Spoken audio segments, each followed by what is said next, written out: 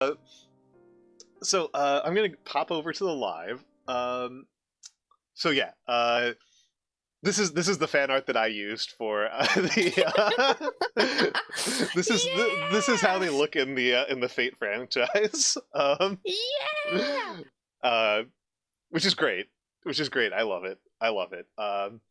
I felt like they already made Gilgamesh too much of a twink, and then they made Enkidu even more of a twink when he should be less of a twink than Gilgamesh. As someone who did watch Fate, Gilgamesh is appropriately arrogant and enough of a bastard that I It's can true. almost excuse it. That's fair. That's fair. He's broken as hell and also a bastard. I will say so. My Fate experience is I watched Zero, which I liked. I liked Zero a lot, and then I watched Stay Night, which was fine. And then I watched one episode of Apocrypha, and I hated it so much I didn't get past the first episode. You want to know what my Fate experience is? Have you okay. I watched 18 episodes of Stay Night, and that's it. Fair enough. I was half expecting you. It was either going to be less than me, or you were going to say several $1,000s into Fate Grand Order. I'm actually the big whale on Grand Order. Yeah, just completely tanking your I life. just keep wailing on Gilgamesh, man. I just really need more Gilgamesh. Yeah, I can believe that. I can believe that mix. Yeah, my problem with Apocrypha was the pacing. The pacing of the first episode of Apocrypha might be the least well-paced 20 minutes of television I've seen in my life. I was so mad. But yeah, my favorite was actually I really liked Alexander. Oh, he was lit. Yeah, Alexander's lit. I think actually you should watch. I think you should watch Zero because there's a really good scene of Arthur, Gilgamesh, and Alexander talking about what is kingship. Oh wait, I think I might have mixed up which one I watched because I remember that scene. Oh yeah, that's Zero. That's Zero. Stay Night. Stay Night is really interesting to watch because it's the anime adaptation of a porn game. That's what that was. Yeah. Is that the one that just released on Steam? It's old at this point, so I don't know. I know that they recently re-released Katawa Shoujo onto Steam. They safer workified Fate Stay Night. That's awful. That's awful. Yeah, you can install a patch to re-add the cut content. Which I've read the translations for the cut content. That it goes wild. Nice. Interesting terminology used. Okay, nice. I was just gonna say, like the anime, it's kind of confusing. Probably because they cut all the. Well, it's just kind of confusing because like there's like the fingerprints of being an eroge left on there. There's like the fingerprint. Almost hentai. like you can like there's like characters in it that like exist to be dating sim routes. Like exist to like have sex with the main character, and then like when they're in a show that is not pursuing a route that involves them, which is the show only shows one route. There's just like three characters where you're like, what is this person doing here? Like, what is their purpose? What is their purpose? They just kind of like show up and fawn on the guy, and there's like fan service shots. And it's not connected to anything else, or even, and the character's like completely no-selling it. Like, what is happening here? This is odd. It's not even like he's not even like being a perv about it. We've got Mix and Niano yelling at each other in the chat. This is really good. They were forced to put it in because they thought it wouldn't sell. I mean, I don't disrespect the eroge at all. I don't disrespect the eroge at all. I think. I think Lady Killer in a Bind is phenomenal. I actually have a lot of affection for Katawa Shoujo. I think you can make good eroge. I think sexuality is a valid topic. I think in the case of the anime adaptation of Fate Stay Night, it just wound up being really funny. just wound up being really funny, where like they didn't commit hard enough to PG-13ifying it. And it just was like weird hanging characters and moments. But yes. So, because I am who I am, before we talk about the Epic of Gilgamesh, I want to talk a little bit about what is the Epic of what's the context, right? So buckle in, chat. We are going into academic lecture mode for a few minutes. History lesson for context. History lesson for context. Yes. This will be on the test later. Yes, absolutely. So Uncle Al's contextualization corner. This is all stuff that just kind of contextualizes what the nature of the work we're going to be talking about today is. So we have to go back to literally the dawn of history. In the strictest, most technical sense of the word, the literal dawn of history. That is to say, because history is the study of writing. So the the main character of the Epic of Gilgamesh is Gilgamesh, who is a king of Uruk. If you look in this map that I have put up here, you can see Uruk is. If you look at, you can see Uruk in the lower center of the map. And so this is something that's, I think, kind of useful. This is southeastern Iraq. What you're seeing right here is southeastern Iraq. That is the Tigris and Euphrates rivers. And that green splotch covering the bottom right, that's the former boundary of the Persian Gulf. The Persian Gulf has silted up and filled in since then.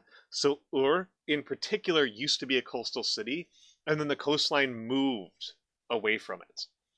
So that's just an interesting little note. Sumerian is a language isolate. Ancient Sumerian is a language isolate. It is the first language to have a writing system. A language isolate means that there are no known relatives. That's a good, yeah, as Laria brings up an important point. It was not a desert yet. This was a marshy area of the world. This was a marshy area that was... With cedar trees. With cedar trees. Well, the cedar trees are far away. That's part of the reason why it's such a good quest, is the cedar trees are far away, because all you get here is clay, wheat and clay byproducts.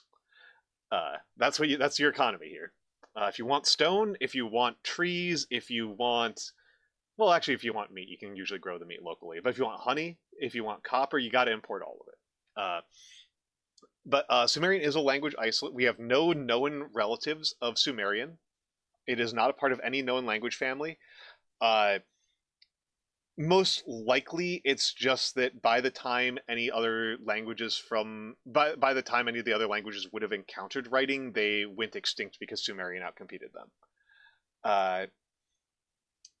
Marching out, chewing cedar, making soil salty. I'm a Sumer man. Yes, exactly. Niano knows what's up. Yes, it's the Fertile Crescent. Exactly.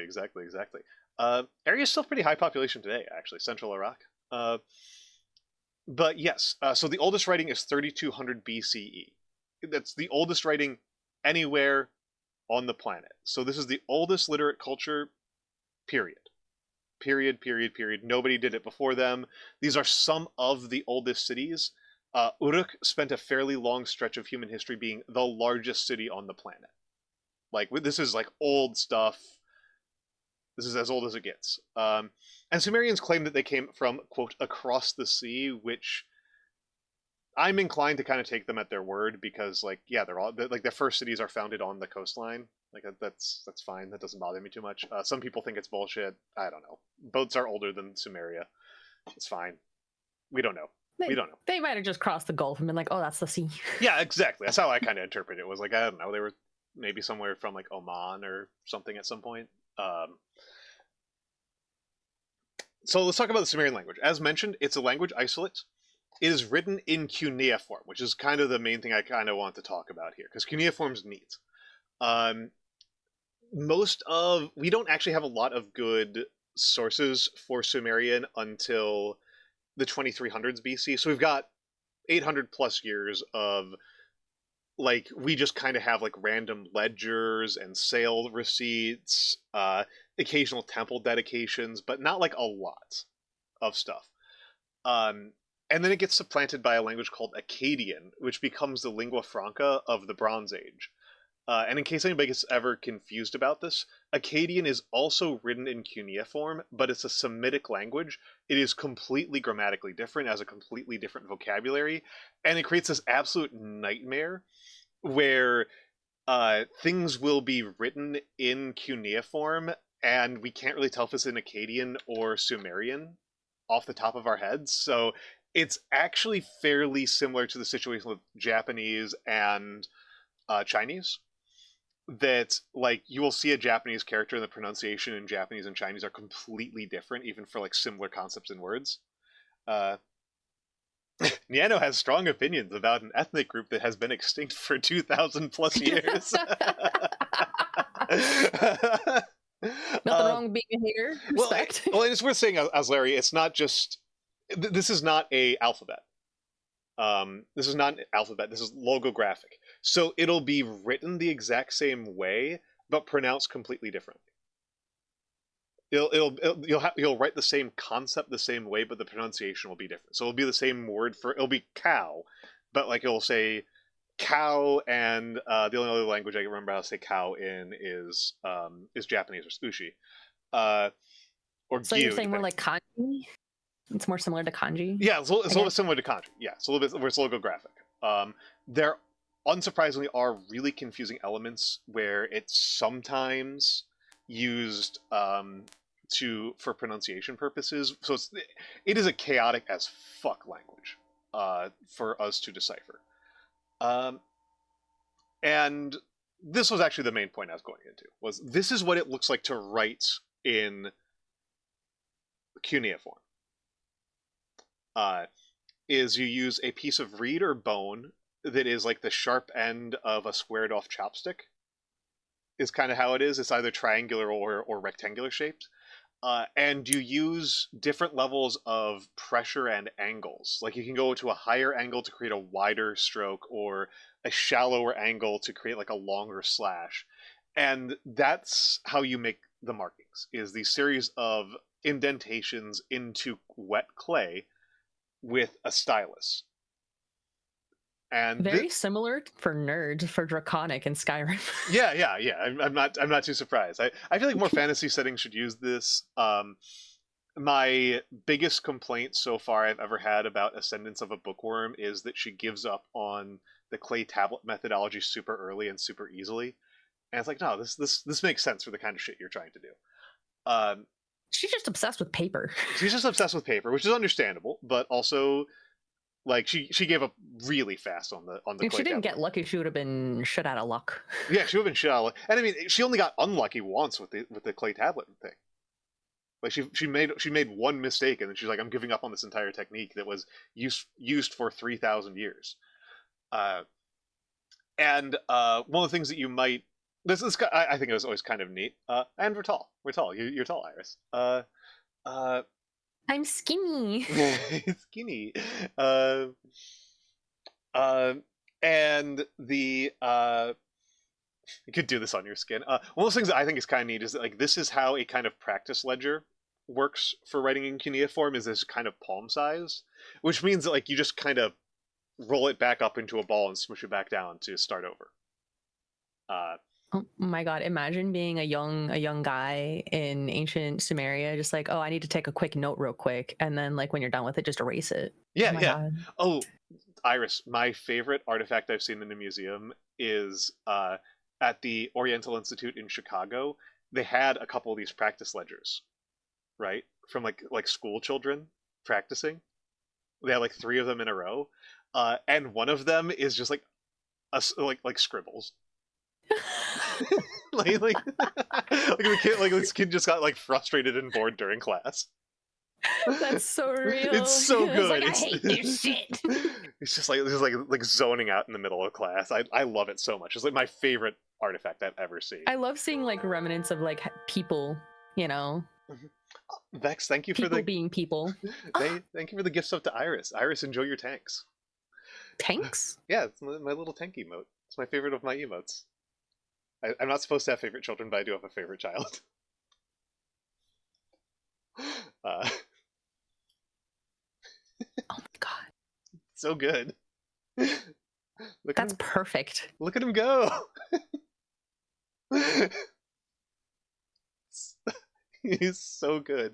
Yeah, no, Humter, and that Humter is predicting where we're going with this whole conversation. Yeah. Oh my god.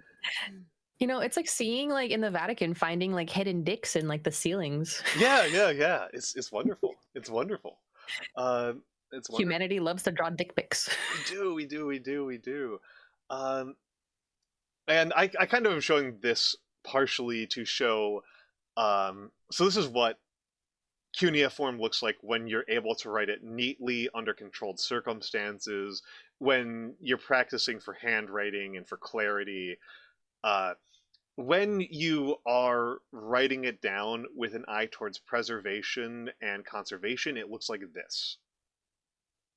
Uh, this is an actual fragment of the Epic of Gilgamesh. This is part of Tablet 2 of the Epic. Uh, and this is I think this fragment is probably about 8 by 8 inches, maybe at most. I've been around cuneiform tablets a few times. This one's actually relatively legible, as cuneiform tablets go. Uh, Hello, Mortician. And this is, as you can see, it's really, really freaking hard to read. The people who read this stuff are wizards. Uh, and also you can see that there's huge chunks missing of it. And some of it you can probably see in the middle lower part of it, the lower center part, pretty illegible, like pretty smushed out.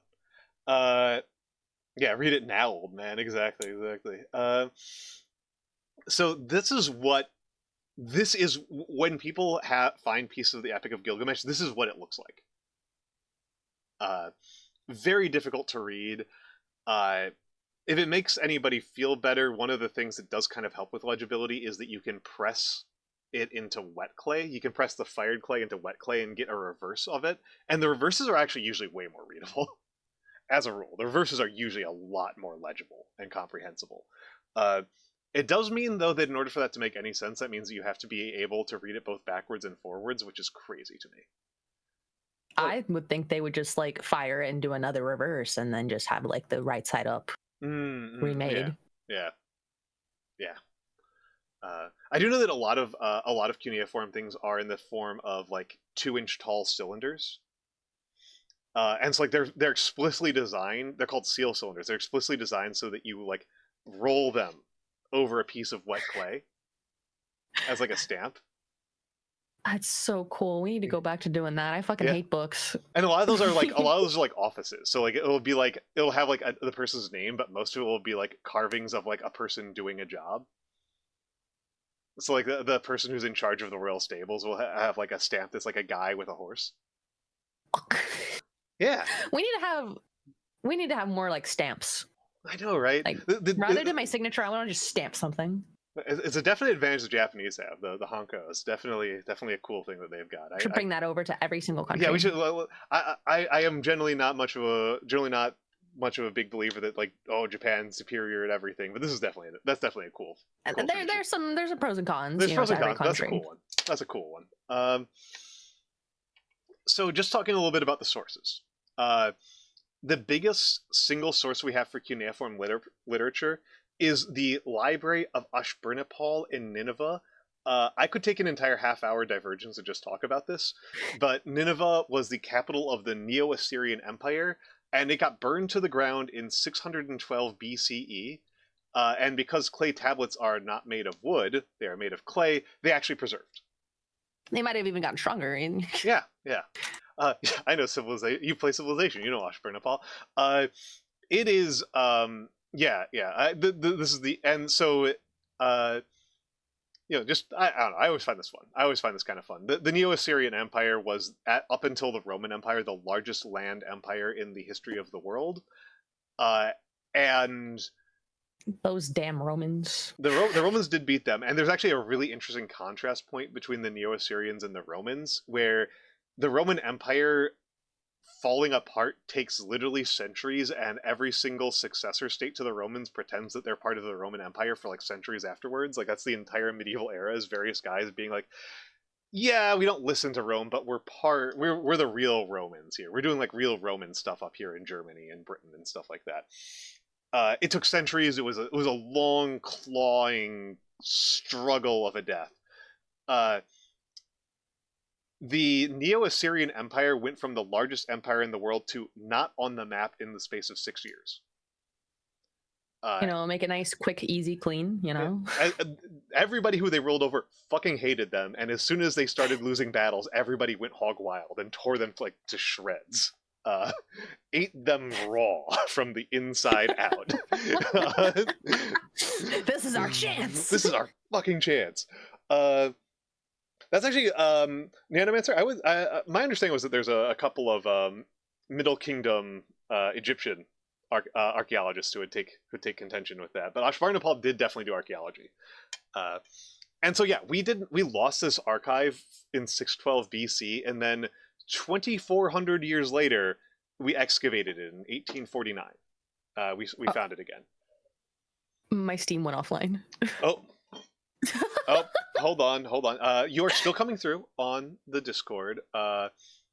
We have lost Iris as a person. My Steam also.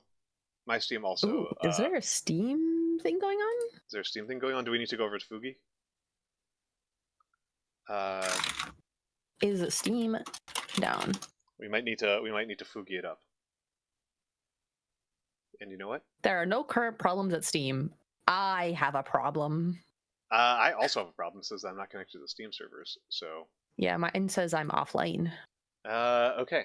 So I guess that's other Northeasterners. Where is the Fugi? I hope mine's settled.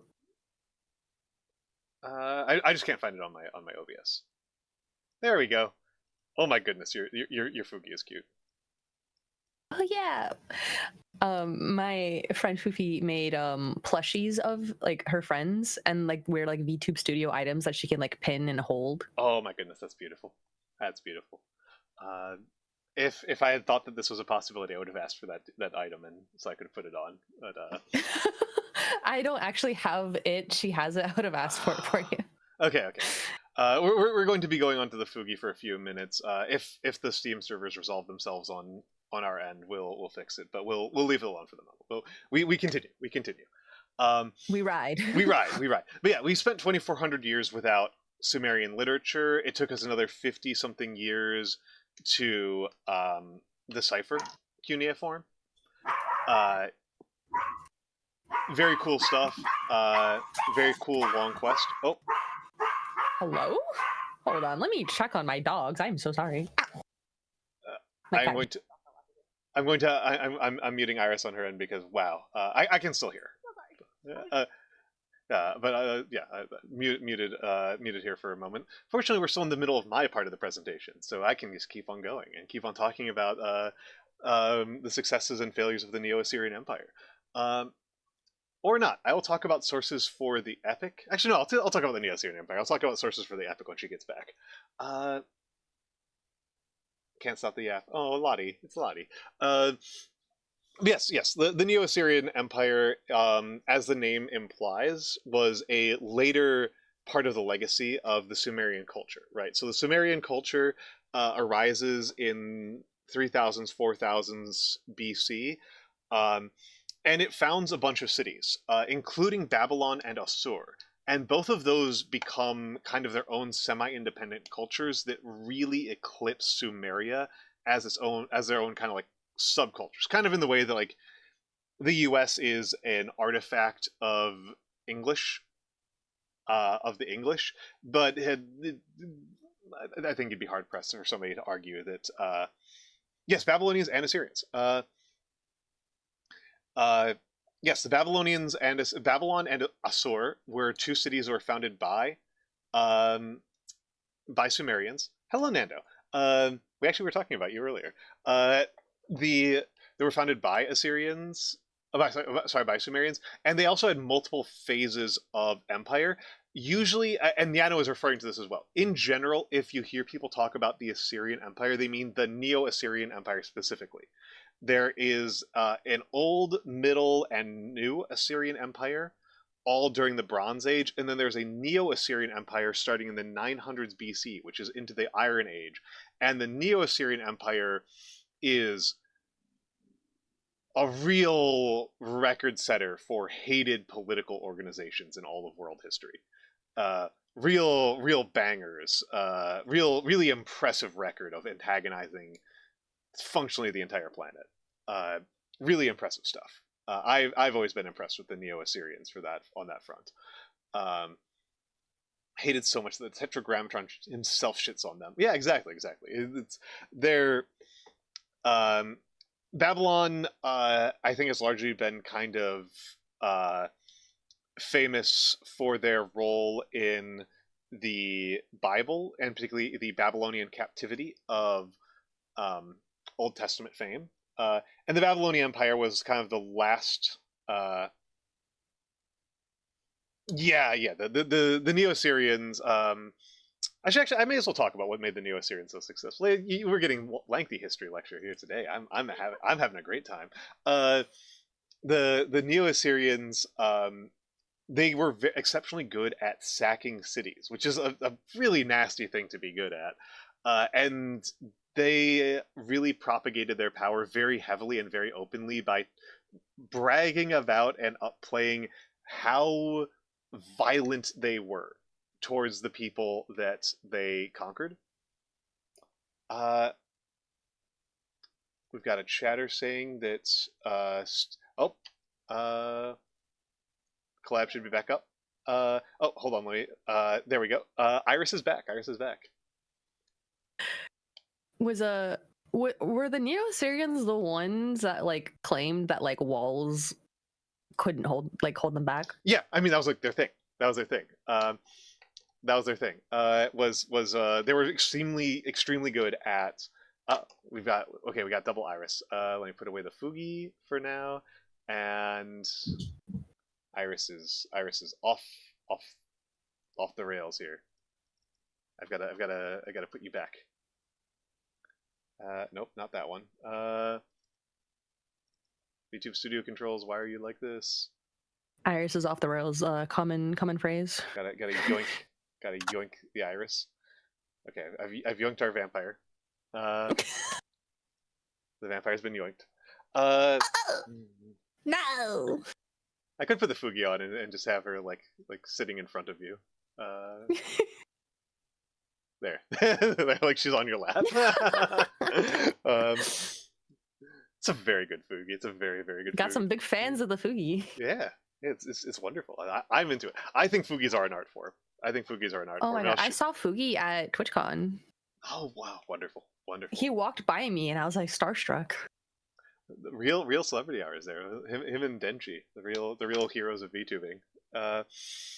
The Neo-Assyrians were famously very good at sacking cities and bragged about it all the time. And it turns out that when you're ruling a multi-ethnic empire where like everything is done by fear, as soon as anybody has any reason to believe they can beat you, they are going to do it. Anyway, one of the things that they did, and this was part of Ashburnipal's thing, and Nanomancer referred to this earlier, was they collected an enormous amount of literature from all across the Middle East, from all across their empire, and collected it in the library of Ashburnipal, and one other library, but I always forget the name of it, which was actually discovered earlier. And these libraries were also part of their method of displaying power, right? Similar to the way the British Museum is kind of a method of the British displaying their power and brutality at their heights, and their willingness to subjugate and destroy you. And so that's a lot of our sources. And so where I was going with this, and I wanted to wait for Iris to come back for this one, was our sources for the Epic of Gilgamesh. They're actually spread out really lengthily. They're spread out really far. We've got some poems, some like fragmentary poems that go back to 2100 BC, which is getting back like really far. There's an old Babylonian version from 1800 BCE, so like Middle Bronze Age, and then the standard Babylonian version, which is the most complete version, is from the 1300s BC, which is still only like 66% complete. And here's a little statue of Enkidu. This is with his big braided beard. uh, and he's My shagging it. biggest takeaway from that is that this was such like a famous epic that that's like several hundreds of years of them like redocumenting it. Yes, yes, and the version that we have is the standard Babylonian version is mostly the one that we have in that Library of Ashburnapal. So like, we're pretty sure it's from the 1300s based on the language, but it could have been recopied as recently as like 700 BC. So that's 1400 years of it being like a literary institution. People loved this book. Yeah, people love this story. They love yaoi, and as ever, we have Fujo's got to give him credit for keeping the franchise alive. We definitely keep the love alive. You will never forget. We will never forget. Keep it in our hearts. Keep it in our hearts. We are about to get bopped with ads, which is actually kind of great timing because this was the end of what I was going to present. I just want to give some final kind of context. I mentioned a decent amount of this before. One thing that is interesting, Gilgamesh is semi-historical. Like, some of this stuff is clearly not historical, but he appears to be like he appears to correlate with a king who actually existed, and so there's a kind of an extent to which he's kind of like a George Washington-esque figure, where like 6'6" weighs a motherfucking ton. He's got 16 balls, etc., etc. Kind of situation. Uruk was a big city. It was a really big city. It's that's all real stuff. The part where he's fighting monsters and like going to the land of the dead, not so real. But yeah, there was a correlated guy.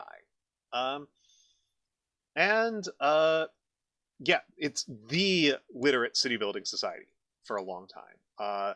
So like a lot of this stuff is about like conflict between nature and civilization, which we'll get into when we discuss the text. But like when you are, this is not just a case of like comparing like New York City to West Virginia. This is like comparing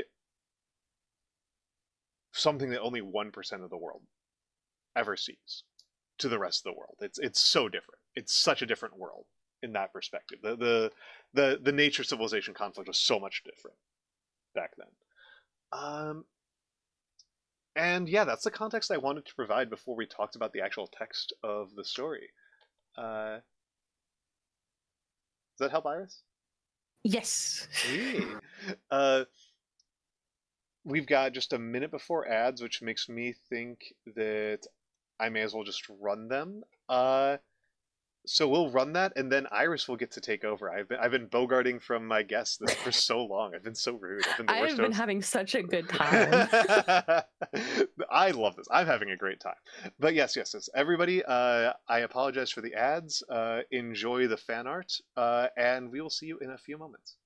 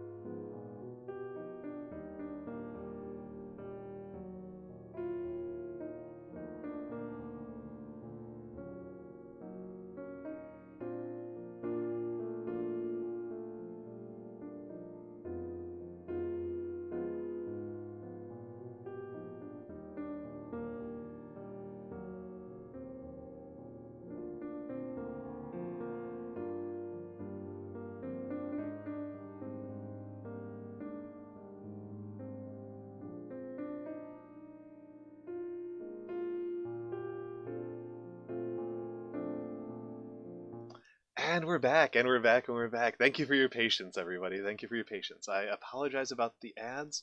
I'm gonna add back in the BGM. I turned off the BGM for Silent Hill. Got some little campfire music. But yes, this was the kind of context I wanted to provide. Yeah, let's leave it up on that one. This one's a nice enough one to leave it up on. And as mentioned, we have the full text is available. I actually have it open in another window, and I might bring it up. That was not the one I meant to. Actually, wait, hold on. Oh. Hold on, I think that is actually the same window. It's just a different tab of the same window. So I did have that set up correctly.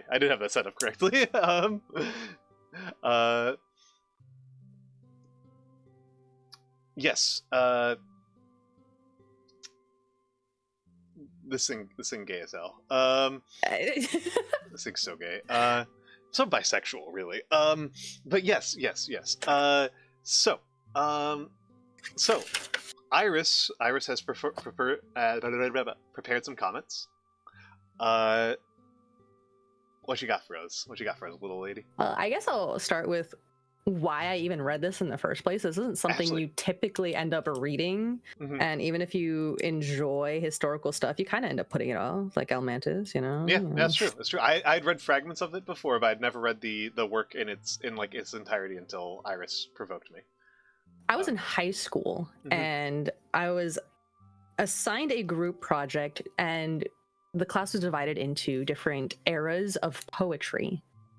And my group got assigned ancient poetry, and when we Googled ancient poetry, this was like the oldest one available. And I was like, okay, cool. Let's do that one. I want to read the oldest poem known to man if I have to read an old poem. And I fell in love with it. In fact, the other person on that group project is my current roommate still. Nice. So, that's an impressive history right there. So I want to say I was in this current flesh body, 16 years old. And I did not process how gay it was at the time. It's honestly that's a recurrent theme I've had with a lot of classic literature. One of those ones that like I'm still reeling from is particularly Moby Dick. Oh my god. It's about a guy in a whale. How is it so homoerotic? The part that's always staggering to me was the part where it's like they literally do that they were roommates trope. They literally do that there was one bed trope. Like, the way that somebody summarized it was, I met this cannibal and at first we were really scared. I was really scared of him, but now we're married, which means we're best friends. It's like, yeah, that is kind of how that chapter goes. That is kind of what happens in that chapter. Yeah, so you fell in love with this. You don't particularly self-identify as a Fujo. I have been joking about that, but it's not particularly part of your self-identification. I was into BL. Like, I've been into BL since I was like 12, which is quite funny that I didn't pick up how homoerotic this was when I was 16, you know? Yeah. I mean, everything was there. Yeah. Let me see if I can find there's a repeated passage that's just like overwhelming. Yeah, like I think it's in tablet 1. I'm pretty sure it's tablet 1 where it's like no, it might have been, it's either tablet 1 or 2. Yeah. Because tablet 2 is, I think, when they meet. Yeah, tablet 1's about having sex with a hot girl. Yeah, that was crazy. Yeah. Yeah. While you search for that, I guess I'll recount tablet 1. So tablet 1, it describes Gilgamesh, right, as the ultimate Giga Chad. You know, he has the flesh of gods. He's a mighty ruler. Everyone fears him. I think everyone loves him too. I don't know. I think I would love him. He's ultimate Chad, 6'6", beefy. And so the gods were like, hey, we need to nerf this guy somehow. So they made a guy who's equal to him in every way. But this guy comes from the wilderness. He's fully feral and he knows nothing, right? This was, I say Enkidu. I think you said it a different way. I I'm not going to pretend that I speak Ancient Sumerian. I got my pronunciation from Final Fantasy XIV because Gilgamesh is there, and then Enkidu is the green chicken that follows him around. Yes.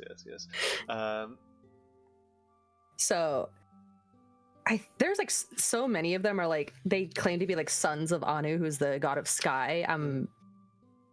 I hope this isn't just good old ancient incest again. It might just be, you know, we're all children of God. That's what I like to believe. I mean, that happens. It could be, you know. It could be. It'd be like that. I mean, it's a thing that kind of becomes an output of the way that these ancient pantheons work. Is that like you run out of people pretty quickly, and then you end up with incest just because you just run out of people pretty fast. You need a good bloodline, and what better bloodline than yours, you know? It's a thing that you have to think about if you're making a romance novel where you elucidate the entire population of every single person on the planet. Is like you're going to run out of people. You are going to run out of people, and you got about two generations before there's just incest everywhere, no matter what you do. But Enkidu is like this wild man. He's hairy as hell, and I'm pretty sure he's born naked because they describe him as dressed similar to Sumukan, but when I look up Sumukan, that guy's just naked. Mm-hmm. So I'm pretty sure he's also naked. Just hairy as hell. Yeah. Full bush, leggy hair, all 9 foot hair. I've always assumed that he has like a thick unibrow, like a Muppet. Just gorgeous man covered in hair, beautiful locks. I gotta know his oil routine. He's bear maxing. But he is seduced by what happens is a farmer sees this guy in the wild with all these animals, and he's like, bro, that guy's scary as hell. He's 6'6", beefy, hairy as hell, hangs out at the watering hole with the other animals. I fear for my life. And was it a courier comes by and he's like, go to Uruk and ask Gilgamesh, he'll give you Shamhat, the harlot. Mm-hmm. And she will seduce him. She will go to the watering hole, get naked, and they'll fuck. Yes. And so what does he do? He goes to Uruk. He goes to Gilgamesh. Gilgamesh is like, that's crazy. Here's Shamhat. She'll go to the watering hole and they'll fuck. And so the guy takes Shamhat. They go to the watering hole. She gets naked. Lo and behold, I think they fuck for a solid week. Yeah, it's a week. I've pulled it up and put it on screen. 6 days and 7 nights. All right, that's a bit shorter than I expected. I thought it'd be 7 days and 7 nights, but you know, a little bit. Yeah. That's the thing you're objecting to. But yeah. Why is it 6 and 7? Why not 7 and 7? I'm not really sure. I don't know. But yes, Shamhat unclunched her bosom, exposed her sex, and he took in her voluptuousness. I'm sure she was a curvy baddie. Yeah, that's what they're saying here. She was a curvy baddie. She was not restrained, but took his energy. She spread out her robe, and he lay upon her. She performed for the primitive the task of womankind. His lust don't like that over line, her. But you know, ancient text is ancient text. You know. Yeah. I mean, obviously, this is translated very much into. Yeah. This is very much translated. It's. I wonder about some of the choices the translator made that we're working with. Yeah, because didn't they start translating in like the 1800s? And like was that the puritanical shit? When did that start happening? The puritanical shit is, I mean, depends on which wave of it is. It comes and goes in waves, right? Like, yeah, I feel like there was another wave of it in the 1800s. Yeah, there was a wave of it during the Victorian era.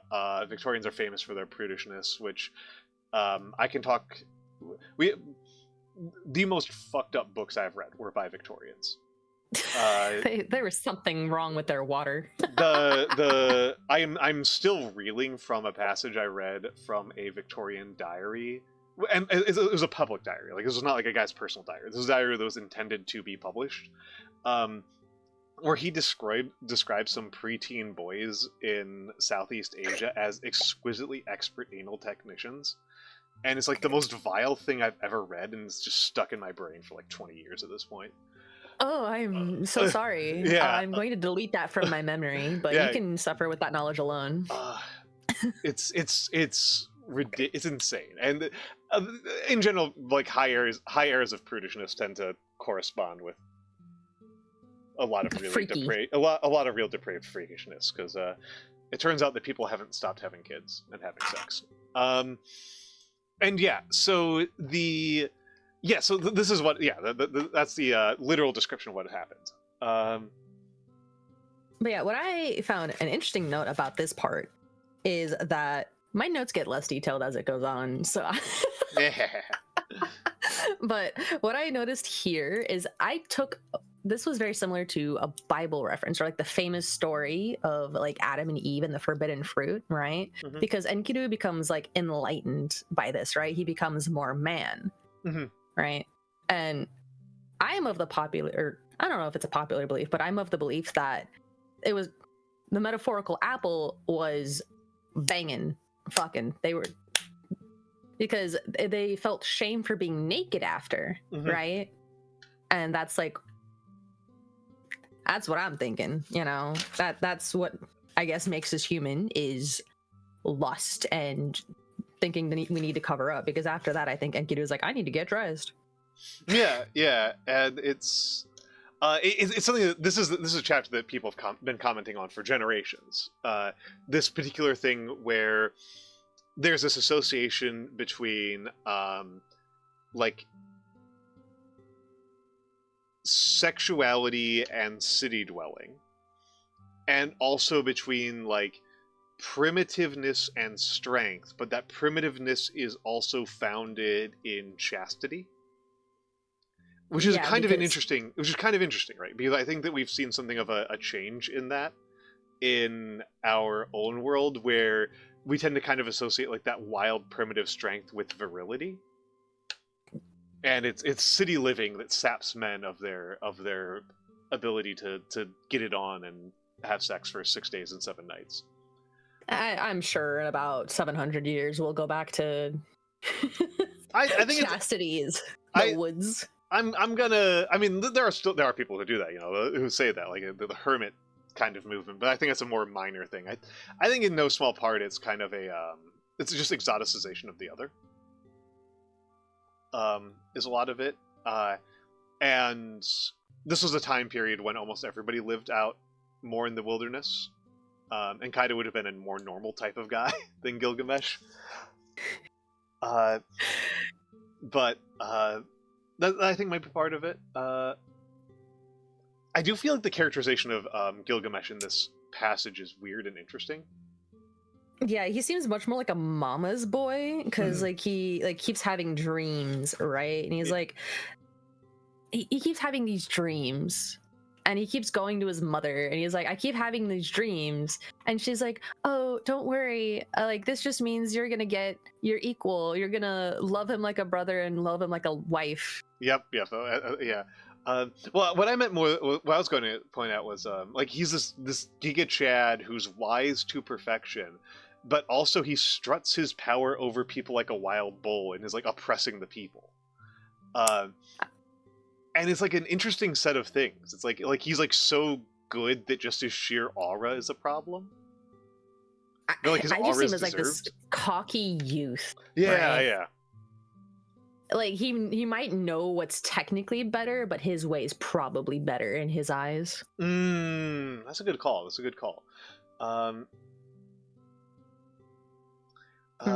Yeah. Yeah, it says like the wise, all-knowing mother. So like he turns to his mother about his dreams. How like a meteor fell next to him. He couldn't lift it. And then you loved it and embraced it as a wife. It didn't even say brother. Yeah, it's right there. It's right there. It doesn't even say brother. It just says you loved it and embraced it as a wife. There is no... They were not brothers. I think his mother says... I think his mother says, you will have a comrade. A mighty man, a comrade who saves his friend. Yep. He is the mightiest in the land. He is the strongest. His strength is mighty as the meteorite of Anu. You loved him and embraced him as a wife. It is he who will repeatedly save you. Your dream is good and propitious. My son My son is gay, and I love that for him. My son She is going doesn't to have the even. best boyfriend. I like how there's no mention at all, by the way, if like Gilgamesh has a wife. I think it might have mentioned it, but like they're barely mentioned. And Shamhat says like, "I'm in love with Gilgamesh. I did fuck you for 6 days and 7 nights, but it is not you I love." Yes. Shamhat is a character who I think, even more than in Kaido, could not exist in the kind of cultural context that we were used to. Because she's Shamhat the harlot is how they're translated here, and I don't know if that's the translation that we would want to use nowadays, or that like a current scholar of Sumerian would like the most, because it's kind of confusing to us, right? Like the harlot is just kind of a confusing concept, I think. I think in like modern interpretation, the harlot is just like some random whore, like just random. But she's not some random hoe. She's like she's the Shamhat, you know. She's clearly a professional, if nothing else. She's clearly a professional, and she's clearly like very respected. I don't think we have any role that's quite similar to this, and this is something that Sumerian scholarship has gone back and forth on quite a bit, and there's a lot of controversy around this. I don't know if you've ever studied this at all, or if this is all news to you, Iris. There's a whole like huge controversy around the role of sacred prostitutes and how we interpret them from ancient Sumeria and Babylon. That clearly there were some women who had this role, but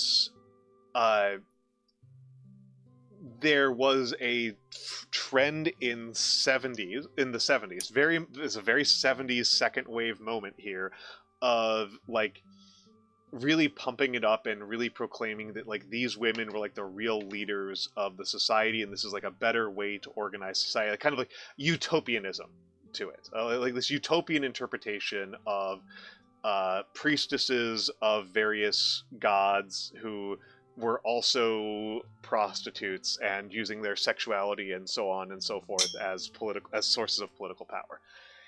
And it's not entirely unsupportable. It's not entirely incoherent. If nothing else, Ishtar, who's going to come up, is the goddess of both sensuality and political power. Are her twin domains. But there's been more recent scholarship pointing to like it actually seems fairly likely that a lot of these high priestesses were more pimps than prostitutes. That like they get the credit for what the women under them in the hierarchy were doing. They had women who probably some of them enslaved or wards of the state who were being used as prostitutes in the service of the temple, and then the temple priestess kind of gets credit for that in the way that like Donald Trump built this building, when it's like, no, the construction workers built the building, kind of thing. Because that is an interesting note, because if Shamhat, I don't know if she's mentioned to have any godly blood in her, but I don't know how anyone else is, but after 6 days and 7 nights, there might be some exhaustion in that, especially with a man as godly as Enkidu. Yes, that is. I mean, she is. It's. I think it's in Tablet 9. They talk about like her prowess, her skill within her domain, her homaxing. Homaxing. Yeah. Batty Shamhat. Yeah, Batty Shamhat. Yeah, and then. And my favorite is like after she finishes telling Enkidu that Gilgamesh has been dreaming about you, bro. They made love again. Like, yeah. Girl is. They're partying. This is I mean, the three of them are very much acting like a. This is very like experimental college polycule vibes. Me, my husband, and our professional whore. Yeah. Yeah, yeah. Yeah, our free, yeah, me, the two gay guys and their free use girlfriend. Uh, yeah, wild stuff. And They're just living the life. they're living the lifestyle. They're having a great time. At this moment in the poem, they are having a great time. And it's somewhat, like I said, it's like a difficult concept for us to, with the way that like we've internalized the role of women's sexuality and the relationship between sexuality and the public, where she's a respected individual. she's like, a respected she has... individual. Yeah, and like even if we're going to talk about like pretty clearly a lot of the respected women in our society have sex. If nothing else, they like have biological children, so we kind of know they're having sex. But it's not like we like openly talk about like an Instagram influencer having sex with people, random dudes in the middle of the wilderness as part of her job, and also like, educating him and giving him clothes and. Mm-hmm. And also like, I was doing the Fugian BTS thing on purpose because I thought it was cute to make it look like Iris was holding a doll of a stuffed version. It's of my own merch. Yeah, her own merch. I thought it was cute, but if it's distracting, I can silence the. No the bigger merch. narcissist than me. I love me. Yeah, cute little bean. It's such a cute bean. It's so cute, so soft. So soft looking, so squishable. What I'm getting from this is we need to have much more respect to the women on OnlyFans. I mean, we will. The real chance that we will have a president with an OnlyFans at some point in the future. I've always seen, like, there was like a quote that I once read. It's like, you cannot like demand a service while also simultaneously demeaning it. You know, like midnight McDonald's workers. You know. Mm-hmm. I mean, you can do it. It's just rude. Yeah, it's a little fucked up. You know, you can't go to McDonald's and be like, "You suck. You should have gotten a better job." People do it all the time. I just find it moral. I'm with you. It's morally objectionable. It's morally grotesque. It's a little fucked up, you know. It's morally grotesque, but yeah, Shamhat is Shamhat has a role that like is complicated to us. Right, like the harlot Shamhat. And it's not... I don't know if we'd really be able to tell from where we are as... And like our own historical sources, like how respected is Shamhat supposed to be in this? Like, she feels... I mean, the fact that like, the farmers named her by name, and then Gilgamesh also named her by name, we're like, yep, this is the one that you're taking. This is the holy whore. You're taking this one. And she's not infamous, is the thing, though. Like she's just like, it's just like she just seems protagonistic to me. She just seems like cool. Where's and the Epic of Shamhat? Yeah. Where's Shamhat in Fate? This is what Fate is missing. Is Shamhat. Gilgamesh, Enkidu, and Shamhat all like kissing in a corner. All kissing in a corner. Yeah. The three-way kiss. Yeah. But yeah, initially, I think Enkidu and Gilgamesh are like, oh, we want to fight for number one. Mm-hmm. Right? And they're like kind of objecting to the fact that there's an equal out there. But in Tablet 2, Enkidu gets clothes on. And then finally, our two bros meet. They meet. And they meet. They fight. I wrote kiss in my notes. I'm not sure if they actually kiss. Let me. I've got the text up on, but and I'm scrolling through, and I hope it's not nauseating people that I'm scrolling through this super fast. Oh, I scrolled too far. It's before page 8. It's before page 8. Okay, I was on page 8. I think no. Wait, it's before page 9. My bad. But they're saying, like, farmers are saying, "Oh, Enkidu, this guy looks like Gilgamesh. He's very similar to Gilgamesh." And he helps them with their farming. Mm-hmm.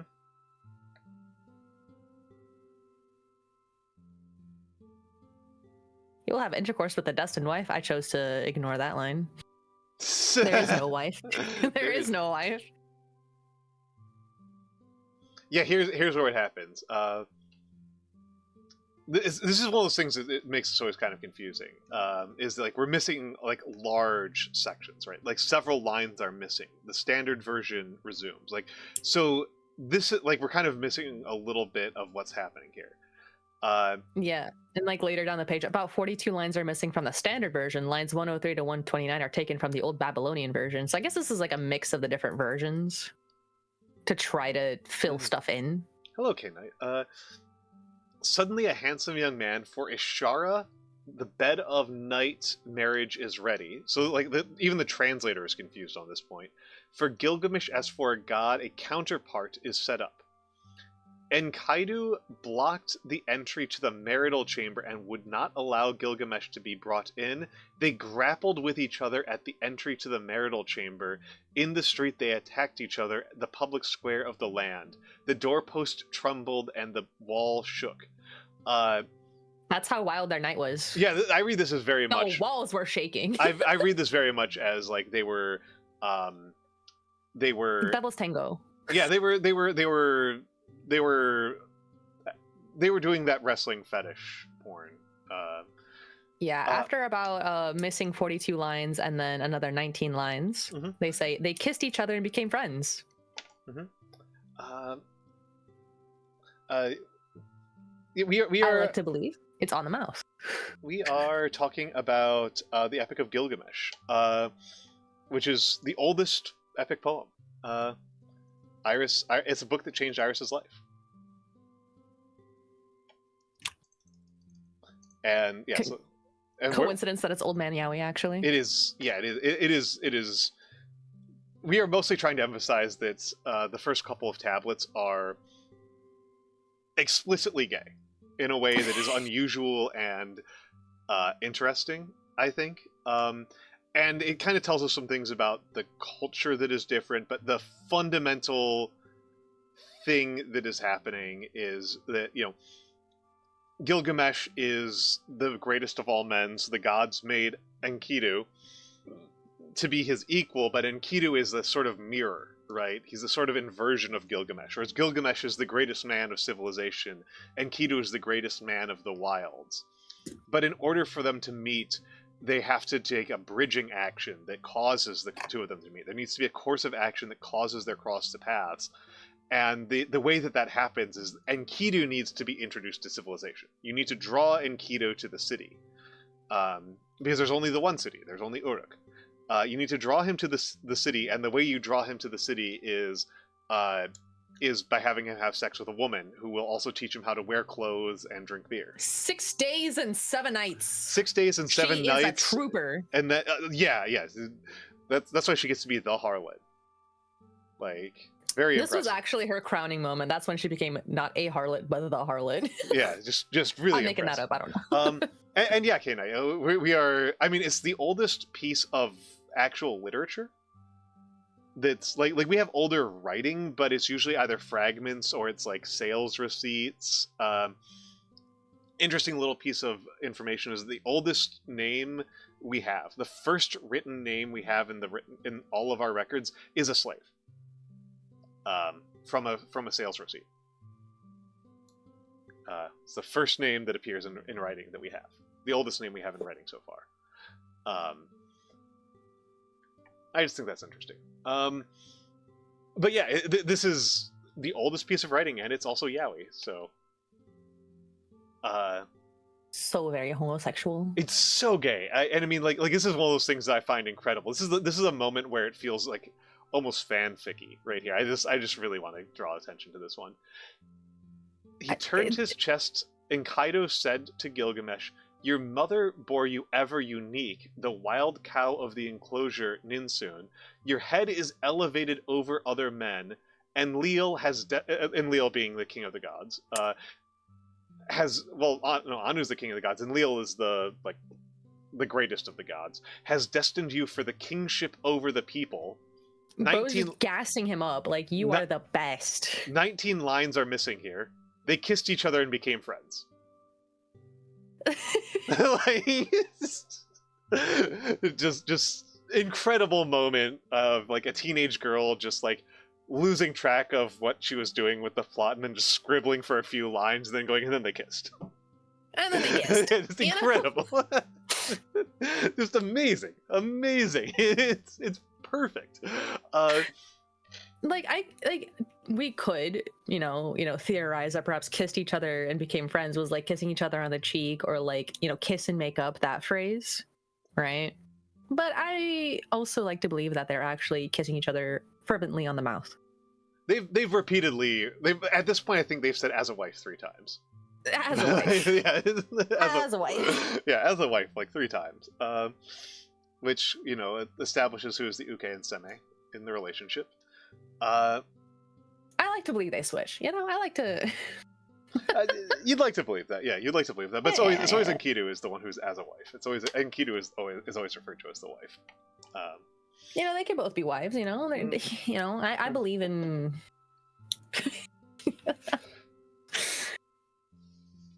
But essentially, later on, this rest of this tablet kind of feels like a setup chapter, for the quest that they're about to embark on.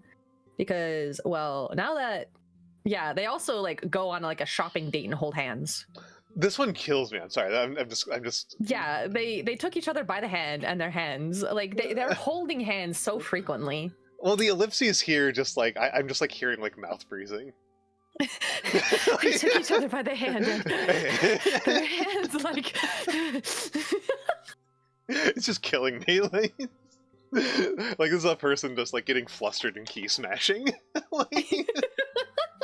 Like, I know it's from like they're just translating and they're just like leaving out what they can't read. Yeah. But when you read it, they held hands multiple times and they also kissed and they shook the walls of the marital chamber. Don't forget. Mm-hmm. But yeah, and so this is we get a big chunk missing, and then this is one of the main events of the story, right? Is what they're setting us up for. Is that Enkidu brings up that there's this Humbaba. I'm pretty sure he's a kind of demon. I picture him as a toad. I don't know why. I picture him as a giant fire-breathing toad. I don't know where I got that image from. I've pictured him as like a hydra. I don't know why either. I don't have an explanation for that. It can't be a hydra because he has one head. Him at all. Yeah, he's only got one head, so he can't be a hydra. But yeah, he also has to be a creature with a neck. But yeah, I don't know why I picture a toad. I don't know. They don't describe it at all.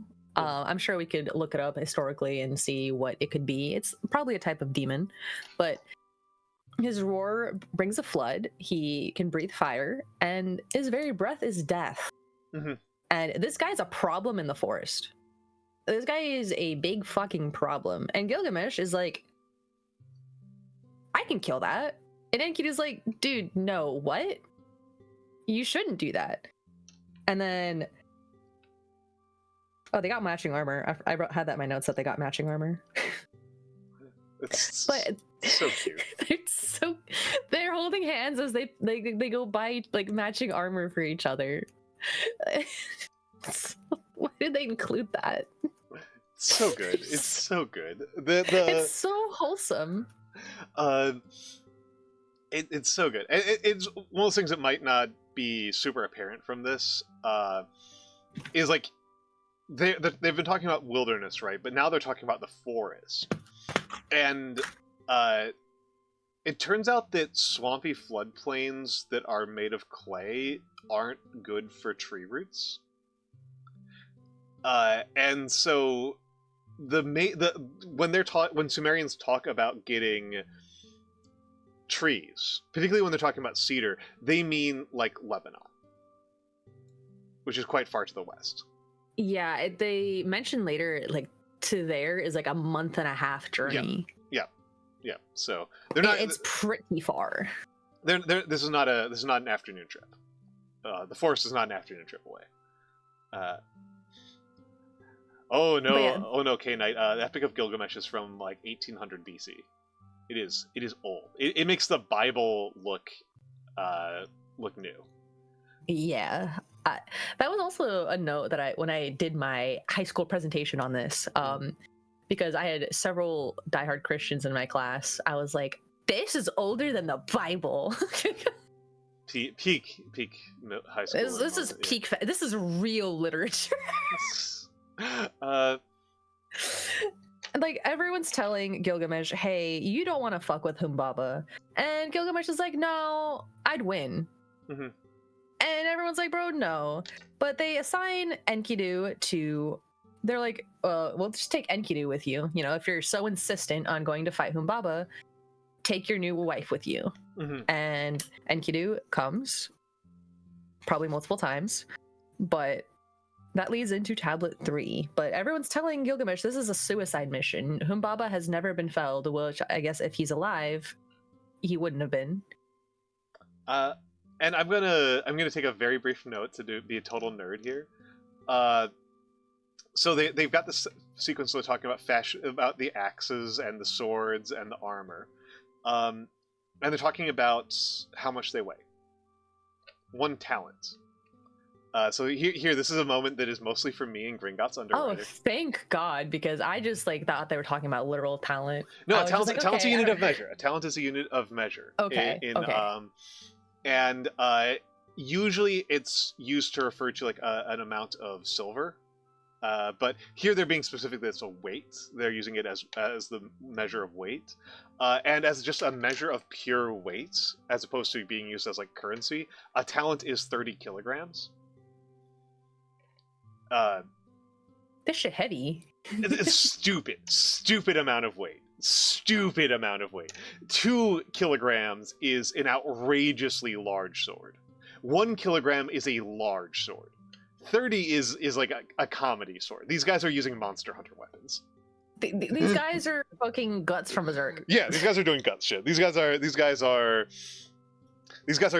using Dark Souls weapons. Like, oh my God. Yeah, like, these guys are goofing it. Like, it ties back to them being like godly in blood, you know? Yeah. They do have limit breaks. They do have limit breaks. They have limit breaks. I love that insight. Holy shit. I didn't. See, this is why you gotta have turbo nerds like me around. I thought they were talking about like a character sheet they gotta put a talent point in. No. A talent's a unit of measure. It goes, I actually pulled up the Wikipedia for it right now. I should stop pretending like I'm super cool here. A talent is 3,600 minas, and a mina is 60 shekels. And shekels, you might know for the shekel being like the weight of, like a coin. Like it's the reference coin material that is currently still used as it was now used as the Israeli state currency. It's the Israeli shekel. Anyway. Yeah, after their shopping date, where they get custom-made matching armor and weapons, the elders are like, Gilgamesh, bro, you can't just like rely on your strength here. You got to do this smart if you're gonna fight. If you're gonna fight Enkidu, or if you're not, they already fought. If you're gonna fight Humbaba, you're gonna need to do this smart, because if you don't do this smart, your epic ends here. Mm-hmm. This will be the Epic of Humbaba, you know? So Enkidu is essentially assigned to protect Gilgamesh, and Gilgamesh's mom gives Enkidu a little pendant. And she's like, you are not of my womb, but I guess she sees him as a son or son-in-law. Mm-hmm. I think this was also a very short tablet as well. I mean, this is the one that I have the grab of, so I'll put it back up. We don't have a lot to work with on tablet 2. Tablet 2 is tablet 3 is tablet 2 is really short as these go. I feel like tablet 3 had like a lot of the same stuff repeating as well. Yeah. Actually, this might be as good of a time as any to mention that this is not merely fragmentary, but also this is very much obviously an epic poem, which means that it's going to be very repetitive because it's designed to be memorized and by people speaking it aloud. And yeah, thank you, Gringotts. I know that Gringotts got my back on this one. Gringotts is as big of a nerd as I am about these old Sumerian measurements. Shekel actually historically is another measurement that it is used for. Is that shekel is 1 month's worth of barley for one person. Oh, that accounts for inflation too. Yeah. It's a if you read old temple prices, that's they'll fix wages at you have to pay at least a shekel for 1 month's unskilled labor, because a shekel is also how much a person eats in a month. An unskilled man, an skilled adult man. So I think that's neat. But yeah, I'm just gonna go through tablet 2 and count up how many lines are missing. Right, so 30. And another 33, so we're at 63 lines missing. Several, so that's unhelpful for my purposes here. So let's just round that up to 70, and then another 42 are missing. So up to 112 lines missing, and another 19, so that's 131 lines missing. Then it gets fragmentary, and then we're missing another 32 lines. So 131 plus 32 is 163. Then another 42, so up to 204, 205, 208, 213, and 218. So I counted 218 lines missing. So tablet 2 is like a real mess. I think that's over half of it at that point, right? Yeah, I don't know how many lines are in a standard tablet, but I was just gonna count up how many lines do we have and compare that. I think it's less than 208. Well, from what I've noticed is they seem to like fill in some of the parts with like a different tablet, because there's different translations or different versions, the old Babylonian and the standard. Yeah. But yeah, on to tablet 3. Yes, we're on tablet 3 now. It only took us. Yeah. I mean, I think that like I think we can kind of speed through tablet 3, because tablet 3 is quite repetitive. Yeah, tablet 3, I have like 4 lines written about it. Yeah, tablet 3 is pretty repetitive. It's just gassing up Gilgamesh's mother. Yeah, it's Gilgamesh. She washed herself with the purity plant. She donned a robe worthy of her body. She donned jewels worthy of her chest. She donned her sash and put on her crown. She went up to it's just she's just like, yeah. She's a beautiful lady. That's all you need to know. We don't care about her. We care about our gaze. But we will note that she gives Enkidu a pendant, which I think that was so cute. Yeah. Yeah, she loves her son's boyfriend. Yeah, she called to Enkidu and would give him instructions. Enkidu the mighty, you are not of my womb, but now I speak to you along with the sacred votaries of Gilgamesh. Yeah. Yeah, so essentially she does like this little ritual. Protect my son. I like where it says like it estimates how many lines are missing. Perhaps some 60 lines are missing here. At 60, that's like you gotta do some guesswork at that point. It's brutal. They're kind of like smushed together too. Yeah, like, and there's no reason that like the person transcribing would make them the exact same size every single time. It's brutal. It's brutal. I'm also pretty sure that like they're just like doing some prayers. Like we'll hopefully come back from Humbaba safe and sound. We're gonna have a good battle. Our journey is gonna be good. So tablet 4. Yeah. So essentially, they walk 50 leagues in a whole day. I don't know how far 50 leagues is, but each 50 leagues is a walk of a month and a half. Right? Is that what they're saying here? That's far. They walk far as hell. I would believe it if they said they ran, but they're walking. It sounds like a league is a. Well, I mean, that reads to me as a league is however much you walk in a day. So about 12 miles. Well, they did 20 of them. Yeah. And then they stopped for a snack. And then at 30, they stopped for the night. And they definitely got up to some nightly activities, because if I was on a trip with my freshly married wife, we might be a little slower in our walking. Of course, of course. Of course. Annoyingly, Googling does not give me an actual straightforward answer to how long is a league in Sumerian. That's annoying.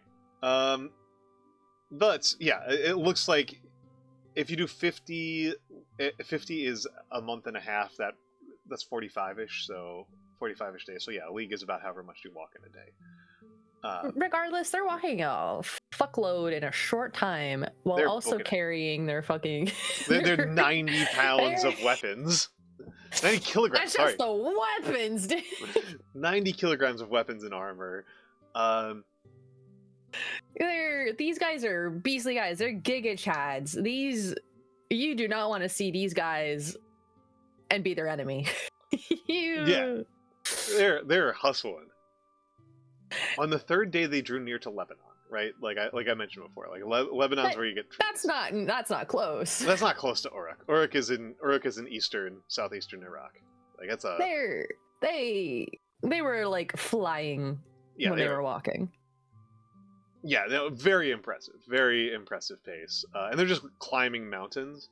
And there was something in this tablet that like drove me nuts. This tablet's actually dreams.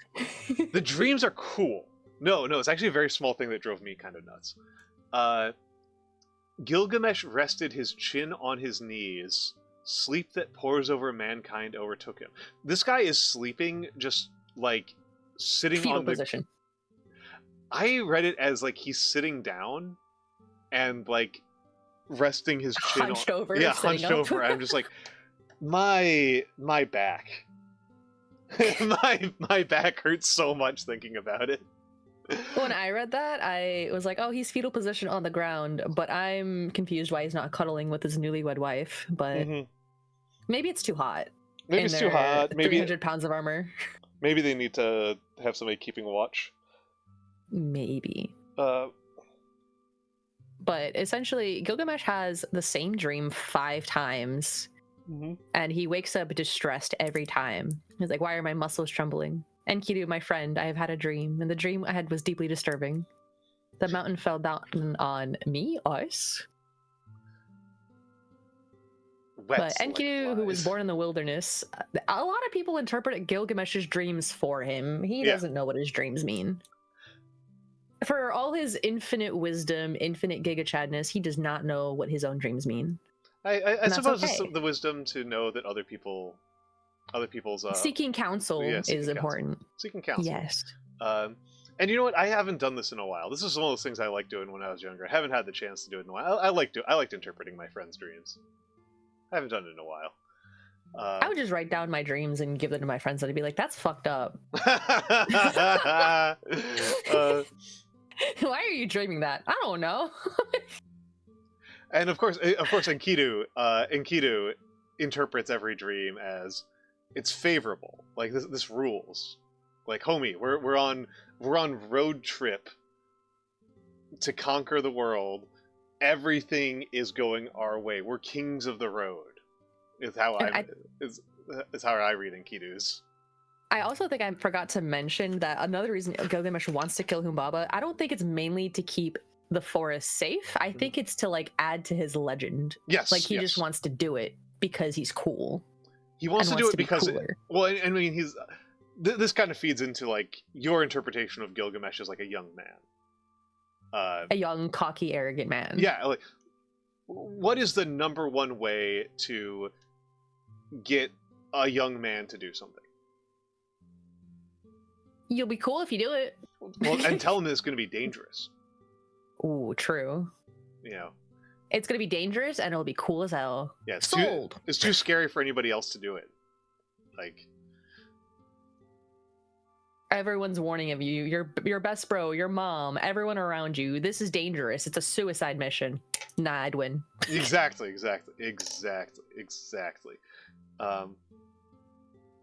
They walk another day. Gilgamesh slept the same way. Says the same things. this one is like the most. This was the part of this the most where I was like, this is such a poem, such like an epic poem. It's like it repeats itself again. I think there's slightly more added to it. Besides my first dream, a second. The dream I had so striking, so disturbing. He was grappling with the wild bull of the wilderness. mm-hmm. And this is an important fact we will touch again on later. The wild. They actually managed to do foreshadowing. It's impressive. I've seen movies. This is a surprise tool that will help you later.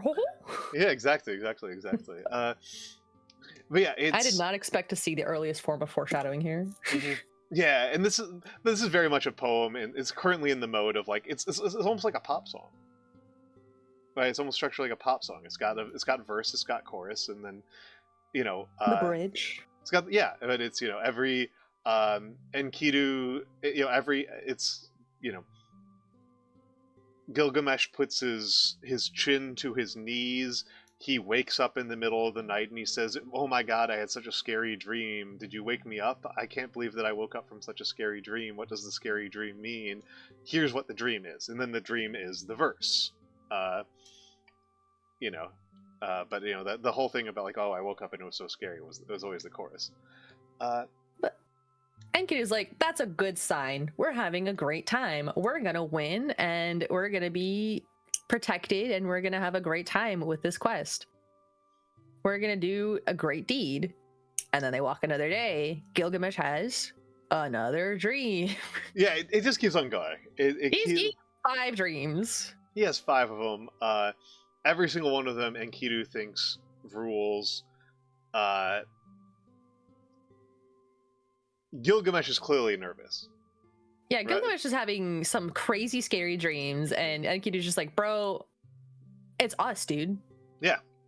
Nothing can take us down. Yeah, Gilgamesh is having anxiety nightmares, curled up like a little baby. And Enkidu's reassuring his friend. Reassuring his boyfriend that, like, it's all gonna be okay.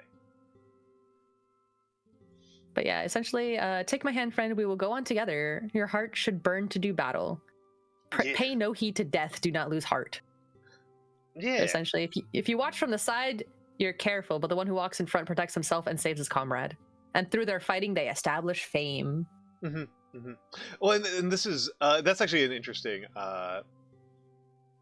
interesting little thing about like the nature of like the kind of moral lesson that they're trying to teach young men here, right? They're kind of trying to teach a little bit of a moral lesson to young men who might be called upon to serve a king like Gilgamesh. In propaganda. Yeah. Well, it's this moral lesson that the correct stance to have in a dangerous situation is feet planted, face forward. Balls out. Yeah, balls out, feet planted, face forward, and that's the proper stance. And for the methods of warfare that existed at the time, that's yeah. Yeah, they don't have phalanx at this time. This is just... Well, this would be like early proto-phalanx as opposed to like raiding type of combat where like you just are sneaking around in the middle of the night clubbing people to death while they're asleep. Speaking of sneaking around. Sneaking around.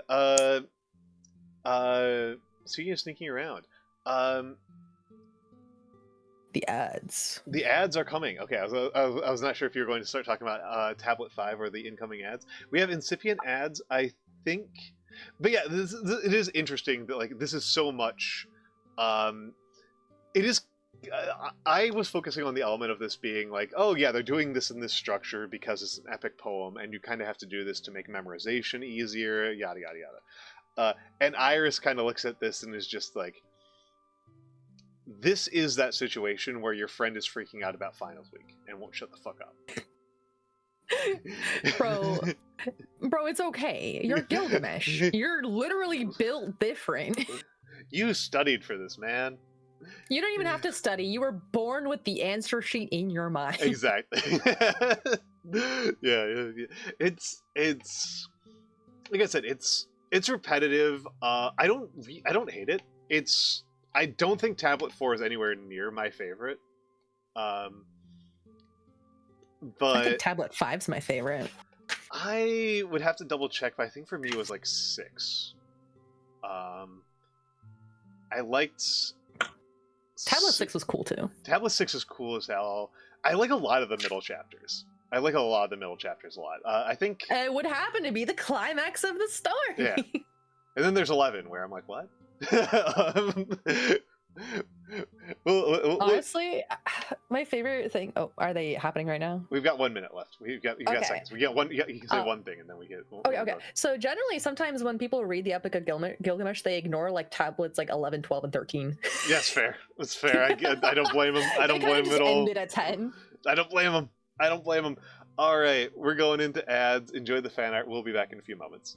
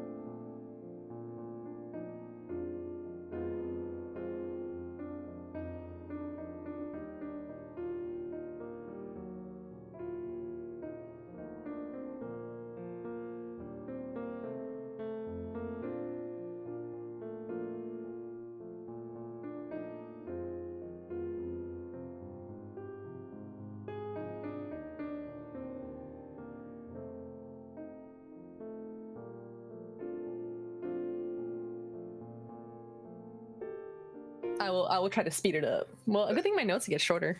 Yeah. Okay, we're back. I didn't actually give you the countdown, Iris. Like, he just said he said the BTS. Guys, I'm totally prepared. But yeah. So tablet 5, we get to the action, right? This is my favorite tablet because I love my gay boyfriends having some shonen action. See, this is the difference. This is the difference. I'm not into the shonen stuff. But see, it's not really shonen action. More like Humbaba begging for his life. It's true. It's something. There's something there was something deeply conflicting to me about that. But I'll let you go on there. So this demon that like. Everyone is like, this guy is so scary. He's like the worst. He like controls the cedar forest. He's a problem. And then they fight him for like a little bit. And then Humbaba's like, please let me live. I'll become your servant, Gilgamesh. I'm so sorry. And Enkidu's like, bro, just kill him. And then Humbaba realizes that Enkidu is telling Gilgamesh what to do. And he's like, Enkidu, please let me live. And then he decides to like, from what I understood, like Humbaba's last words are kind of a curse onto Enkidu. But it doesn't matter. They kill him. They essentially put his body on a fucking parade float. And Gilgamesh walks back like holding his head while they like drag his body on some like little wooden float that they built. Yep. It's so good. This is such good cover art for this book. I'm just chilling. It's nothing funnier to me than I love the little crocodiles. I love the little crocodiles. I love Unbothered duck. How happy Gilgamesh looks. I love that they gave Enkidu the unibrow as is correct. And the pendant. He's wearing the pendant. The pendant. Not the matching armor, though. That is a problem. That is a problem. Where are their axes? Maybe their armor was like too heavy for their little float. Well, I mean, maybe it's just hot.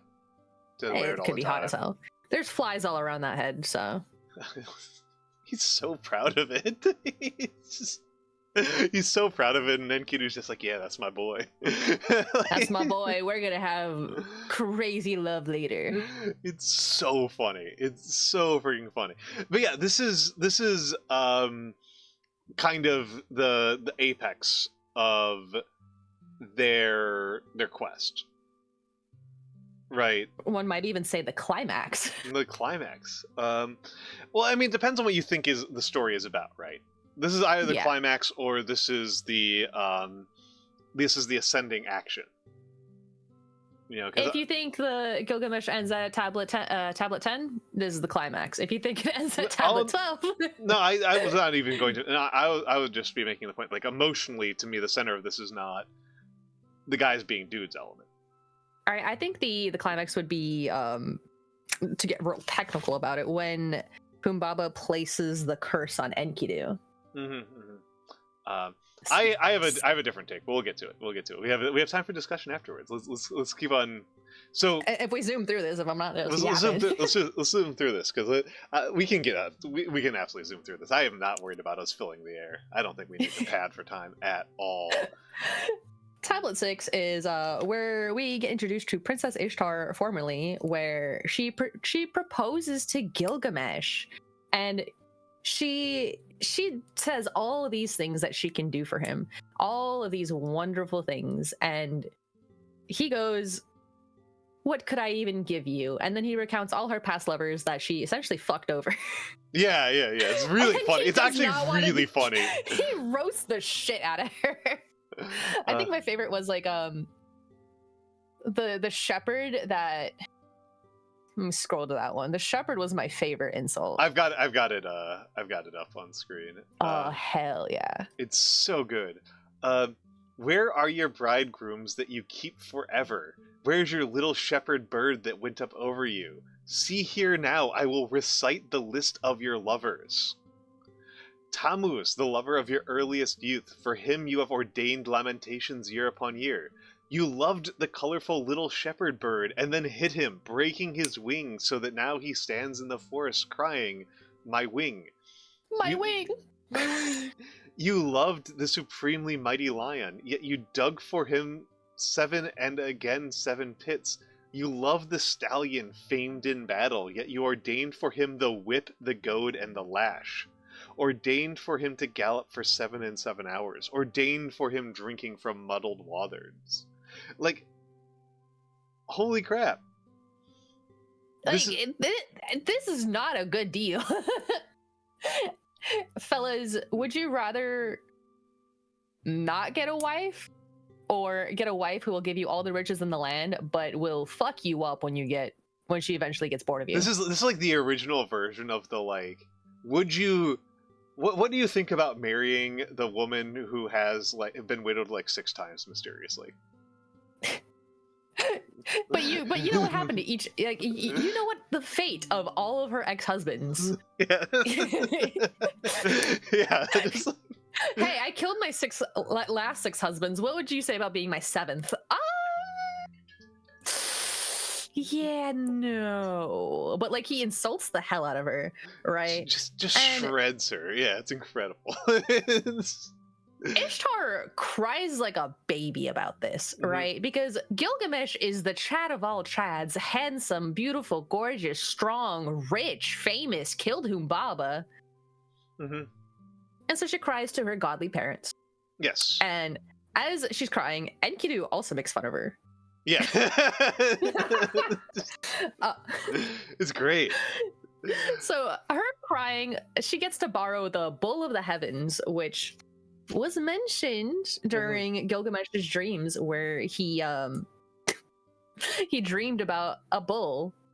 Oh my god, foreshadowing the bull. And so, of course, Enkidu starts fighting the bull first, because apparently every time this bull like snorts, people fall into his nostrils. Yeah, yeah. 300 people died. Don't worry about it. And there was this whole thing about, like, if you summon the bull, like, you better like be prepared to feed your people for like 7 years. Like, Yeah, there was like a cost. This was like an incredibly selfish act. Insanely selfish. It's not the most insane thing a god does in this whole story, but it's high up there. Because I don't even understand what Enlil's on about. I don't understand what that guy's doing at all. But yeah, no, yeah, sends after the bull. This is an incredibly selfish act, absolutely. Incredibly violent act. Yeah, 300 people die, and then Enkidu is like from the 3rd snort he falls in, and he only falls into the waist. So this guy's a giant Giga Chad, penis huge. But then he calls for Gilgamesh, they help, and they kill it together expertly because they're bros. They're bosom buddies. And so Ishtar is like crying again because they killed her bull, and Enkidu throws like a piece of the bull's meat at her. And they make trade goods out of the bull. Yeah. That's that tablet. It's crazy. Who is the bravest of men? Who is the boldest of the males? Gilgamesh is the bravest of men, the boldest of the males. Oh my goodness. I was surprised when they had the line "touch our vulva." It was interesting because earlier they said like expose her sex, and like normally when I hear that phrase I assume it means vulva, but there it clearly meant breast. I thought that was kind of interesting back in tablet. Enkidu was a tits man, confirmed. Yeah. But yeah, that's tablet 6. Yeah. Tablet 7. That one, Enkidu has a dream. And Enkidu dreamed that the gods were having a meeting to split up the Cedar Boys. Yeah. And they chose Gilgamesh to die because, well, they were arguing. They were arguing who should die. And eventually, Enkidu is sick for 7 days. 7 days. I thought it was a little bit confusing because sometimes it said 7. I think at a later point it said 10. But yeah, 7. He 7 days and 10 nights. Yeah, something confusing. But yeah. Basically, they give Enkidu death disease. They give him a case. They give him a case of the death. So Yeah. now must I become a ghost, to sit with the ghosts of the dead, to see my dear brother nevermore. Yeah, poor Enkidu realizes his death is coming, and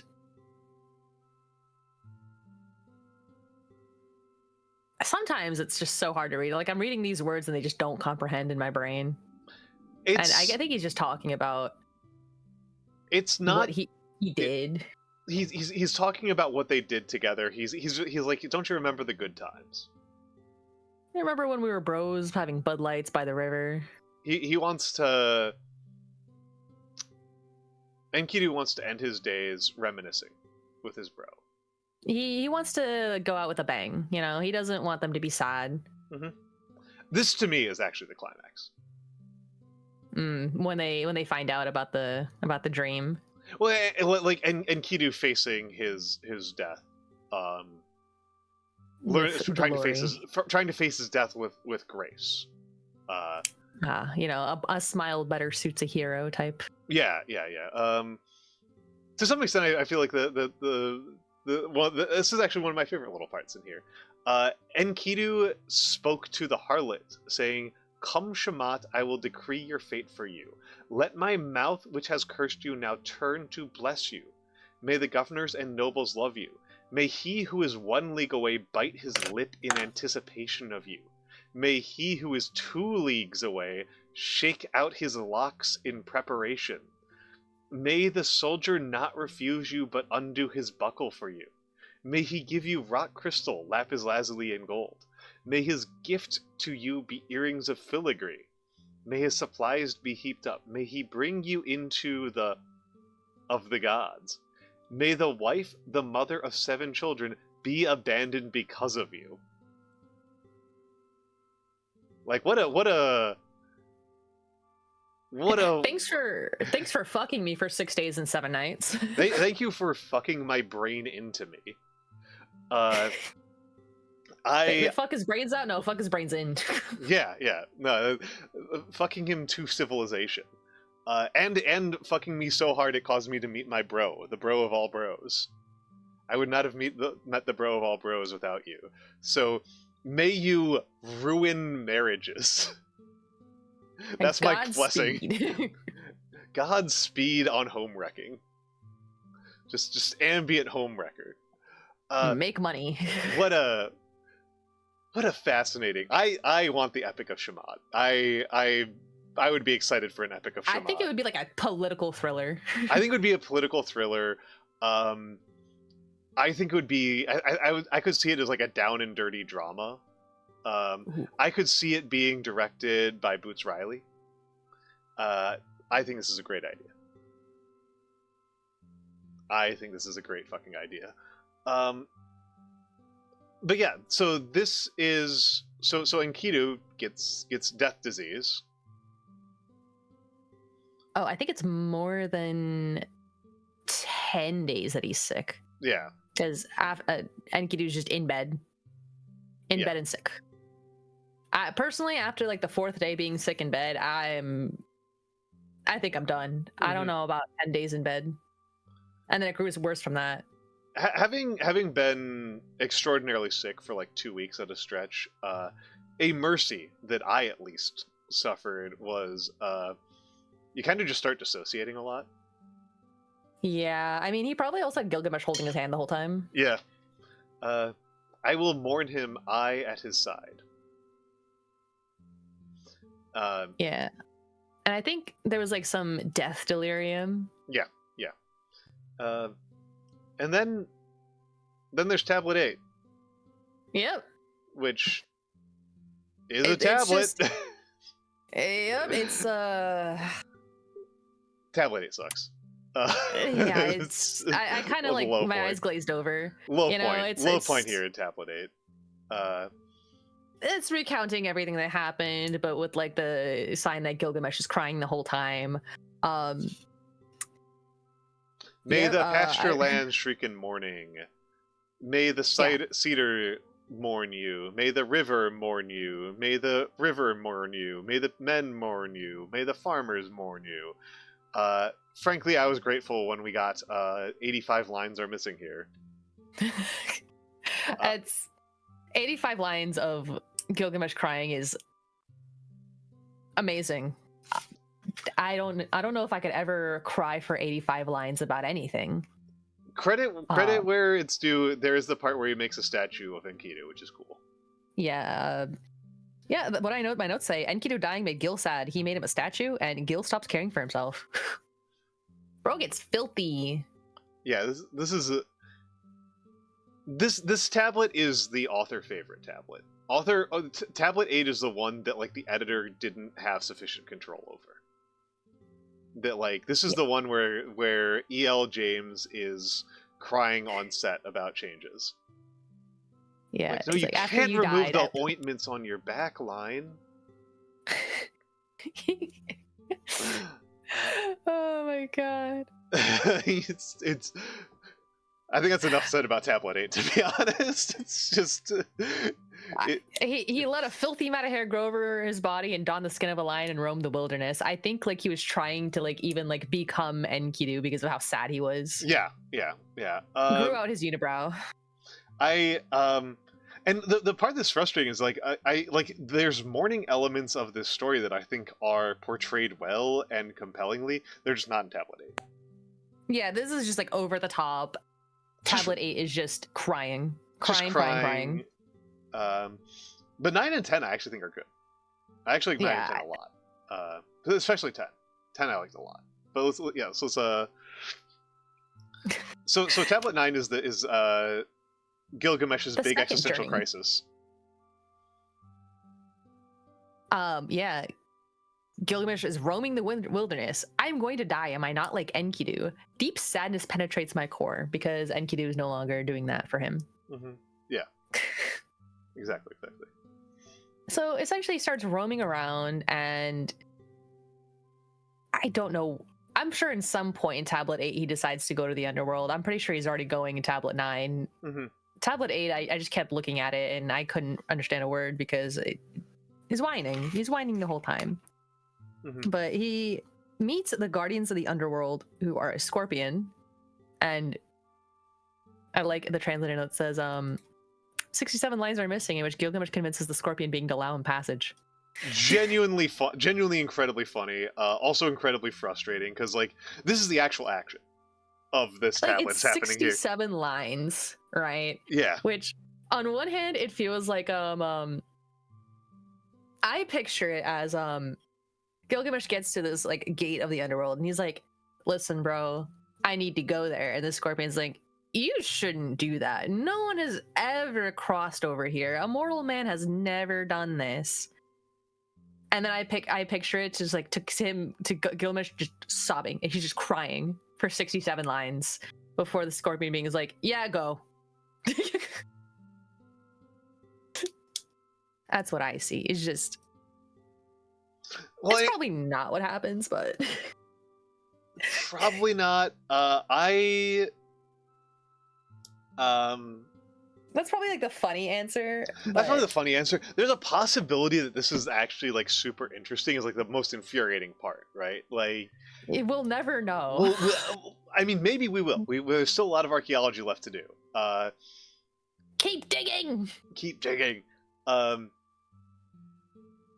gonna give us a brief moment of optimism here to talk about one of the coolest things I learned from a Sumerian archaeologist. There's an Iraqi archaeologist who has been pioneering this technique for a couple of years, where he backwards constructs what the course of the Tigris and Euphrates would have been like in the past, based on like how rivers tend to change course over time. So he just extrapolates backwards based on what the current courses are to what the courses would have been thousands of years ago, and then uses that as a guideline for basically guessing where cities should have been. And thus where to dig. He's found several cities. doing this. He needs to find more. Yeah, he needs to find more. I need a new tablet of Epic of Gilgamesh, bro. We need 60. You know what's the worst part? We're gonna find those 85 missing lines of him whining first. Like, that's the worst 85 part. lines of I loved the way I rubbed the oils into your back. Yeah. May the birds mourn you. May the scribes mourn you. May the stencils mourn you. Mourn you. Or maybe. But yeah, like, what does he do to convince the scorpion that he like is it a plea based on emotion, on like being sadness? Oh, and hello, Ikazen. Sorry, I missed Ikazen being here. Ikazen. But yeah, is it an appeal on pure emotional grounds? Is it like an argument from logic? Is he arguing that is it just I'm built different? I like to believe it's either an I'm built different conversation or bro, my wife is dead in there. I'm hoping it's that last one. I'm hoping it's that last one. That's going to be be shocked as hell when one of the lines ends up being, "May the VTuber in 5,000 years mourn you." If that happens, I don't know what I'm gonna do. May the women who loved your relationship mourn you.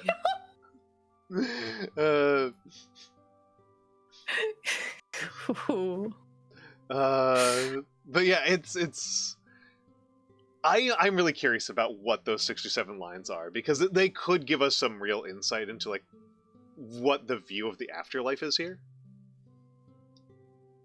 It's someone you can just walk into, apparently. It's someone you can just walk in. I'm not sure. Yeah, exactly. There's a ghost thing. We know that it's dry. It's weird. But now I need to check something, because I remember seeing a map, and I'm not sure if the map was true or not, but they estimated where Gilgamesh went to go to the underworld, and someone said it was Italy. That's really funny. That's really funny. That's really good. I'm not sure if that's true. I'd need to be double checked on it, on where he went, and I can't find it now, so I must have dreamt it. I definitely must have dreamt it. Well, now you've given me a project. Now I'm curious. Now I'm curious, because like they're giving us it's Mount Mashu. Where is Mount Mashu? It's the setting of the sun. No, the rising of the setting of the sun. So that doesn't actually help us at all. Well, I just get Japan, so I don't think that's the right Mount Mashu. That would be funny if it was Japan. That's crazy. He walked all the way to Japan. That would be pretty remarkable. To Dilmun. Where is Dilmun? This is distracting me. I've got to know. So anyway, the not a lot kind of happens in 9, because the main center of the action is something that happens entirely off screen because of a lacuna in the text, which is a tragedy, right? Which is a tragedy. And I know the type of thing that Iris is trying to do, and I have to tell you, Iris, that in the middle of the calculations where they tell you how far he's traveling, they've got 22 lines missing. And any of those lines could be anywhere from 1 to 100 leagues, so we're in trouble. we're in trouble here. I'm just gonna say it's in Italy. Yeah, Italy's a funny answer. Italy's a very, very funny answer. The hell is in Italy? Yeah. Well, it sounds like the heavy mountains, so it could be the Alps, you know? Could be the Alps. Could be the Alps. Could be the Pyrenees. Could be a lot of things. And then we get to tablet 10, which is one of my favorites. Yeah, he walks through hella darkness, by the way. He traveled through so much darkness he couldn't see in front of him. And then he found a garden. And we get to tablet 10. Yeah. Where we meet Sidori. A new character. Yeah. I like Sidori. Sidori I found charming. She's just chilling by the seashore. She Sees is Gilgamesh coming. she's a brewer with a severe anxiety disorder. Because she sees this guy walking up and she locks her doors. Yeah, which is I gotta say bad method of Nope. tavern keeping. But to be fair, I don't really blame her. If I saw a guy fully in despair, I would think this is a crazy person coming to kill me. He's unkempt, super hairy now by this point, probably. Mm-hmm. The kind of sadness in his eyes that you only see in Eastern European porn, but Yeah, exactly. he's definitely something to look at. And Gilgamesh gets there, is like, if you don't let me in, I'm gonna break your door down. Which does not help his Cinder- reputation. Does not make him seem more reasonable. Like, she's worried that he's a murderer, and I'm like, my initial reaction to that is Fair. well, my initial reaction is you are listening to too many true crime podcasts. But then when somebody hears the door lock and his answer is, I'm going to break the door down, that doesn't help his case. It really doesn't. And then Gilgamesh starts bragging about who he is. And Cinder is like, if you're really him, why do you look that sad? Mm-hmm. And he's like, my wife is dead. Yeah, my wife. Where he says, my friend, Enkidu, whom I love deeply, who went through every hardship with me. Which I think it's very funny that Gilgamesh probably had no hardships in his life. Yeah. Yeah, that's actually a great point. That's actually a really good point. Gilgamesh has been on uninterrupted W after W up until his friend dies. His friend dies in no small part due to him. Yeah, because they were too much of a power couple. The gods were scared. Well, I mean, they also somehow, I guess, chopping down the cedar tree was some sort of insult to the gods. They insulted the gods a lot. They insulted the gods a lot. I mean, they roasted the god of political power to her face. Which was probably not wise. She did kind of deserve it, but also probably not really wise. You're built different, but not that built different, you know? Yeah, exactly. But essentially, they're gonna cross the waters of death to get further. Because Gilgamesh is looking for Utanapishtim. He's like, give me the markers, I want to cross the sea. If not, I'll roam through the wilderness. He's looking for the underworld. At this point, I'm not sure what he's looking for. Is he looking for Enkidu's soul? Is he looking for eternal life? Not too sure. It did seem like he was looking for eternal life. That did seem to be like his goal here. But yeah, he meets the ferryman, Utanapishtim. And if you can cross with him, cross with him. If not, you should turn back. Mm-hmm. He goes on. Goes on and goes on and goes on. I just was scrolling through and it says 6 days and 7 nights I mourned over him. Mm-hmm. They really like 6 days and 7 nights. And would not allow him to be buried until a maggot fell out of his nose. It's quite crazy. Yeah. But everyone keeps commenting to Gilgamesh about, like, this guy's depressed as hell. There's a sadness deep within you. This guy's just depressed. Yeah, he's losing it. He just goes on and on. He goes on and on. And then they start talking about death. Yeah. Just it's not out of nowhere, but like it feels completely different from like the rest of the tone. Mm-hmm. Where it had been like previously super like almost larger than life, and now it's so back to earth, so humble. Which I think is to some extent one of my favorite parts about this, right? This is part of the reason why go ahead. No, same. This is the best part. This is the juicy bits. Yeah, and this is part of why I actually kind of consider Enkidu's death to be the real climax of the story. Because everything that comes after it, the consequences that they have to live with, the consequences that the story has to resolve and put a cap on and put into the conclusion is not what great deeds has Gilgamesh done, but how do you live when your beloved has left you? Yeah, like he was trying so hard for like his legend, adding up to his own legend, that he couldn't see that he is still mortal, and so was Enkidu. Mm-hmm. Like, no one can see death, no one can see the face of death, no one can hear the voice of death, yet there's a savage death that snaps off mankind. It goes like, for how long do you expect to like have these things? But you are a human being, a man. No matter how blessed you are, you will die. Yep. Yeah, Which you are 2/3 God, but that's not 100% God. You're gonna die. Yep. Honestly, 11 and 12 were boring to me for tablets. Yeah. 11's the copy I had didn't have 12. It just had 11. Yeah, there's only 11. Some people that's even funnier. 11 but essentially, oh god. 11 is mildly interesting. So 11 is a flood narrative, right? Just yeah.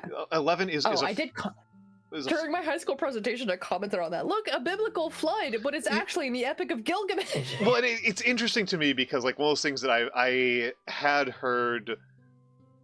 So people have been like, oh yeah, like these flood narratives are common across lots of cultures, blah blah blah. And so I have heard I had heard the way I had heard it was like, oh yeah, just like lots of cultures have this. It like doesn't mean very much. And so I had known this from I knew more Chinese history and mythology, right, than I knew Western stuff when I was younger, because it's more of what I studied in school. And Emperor Yao, Yi had a flood narrative in his mythology, right? One of the great emperors, one of the famous emperors of like legendary pre-historical emperors. Emperor Yao has a flood narrative, but is completely different than this. And so that's what I thought when people were like, "Oh, the Gilgamesh flood it's just coincidence that it's similar to the biblical flood." It is not coincidence. It is not. It is the same. It's the same damn story as Noah and the Ark. It is. There are such striking similarities. Notably, yeah. the part where I was like really hit by it was the part about sending birds out. Oh yeah, and like they gave him directions on how to build the boat, make all living beings go up into the boat. Yeah, make all living beings go up into the boat. You have to stock it. The boat gets stuck and lodged on a mountain, and then once it's lodged on the mountain, they send out birds to go find firm land. Yeah, it's the biblical narrative. Whereas the Chinese one's just not. It's not a similar narrative at all. It's not about getting into a boat to survive a flood. It's about digging canals so that floods are like manageable by the government. Totally different. like totally conceptually different. But I think there's also again, every culture has a flood myth. Mine, my favorite one that I've read, I don't remember the details of it. I just remember that it exists because I read it like several years ago. Was the Native American flood myths? Yeah. I mean, floods do get you killed. It's just this one's so that's similar. That's a pretty devastating thing, you know. Yeah. Water is crazy. Yeah. Oh. Yeah. Very sad about Asheville getting flooded right now. Yeah. If people don't know, Asheville is actually one of my favorite cities in America, and it has one of the best pieces of video game history there, and I suspect it is completely destroyed. Which is that it has what they call a pinball museum, but it's actually an entire arcade museum. I got to play Dragon's Lair.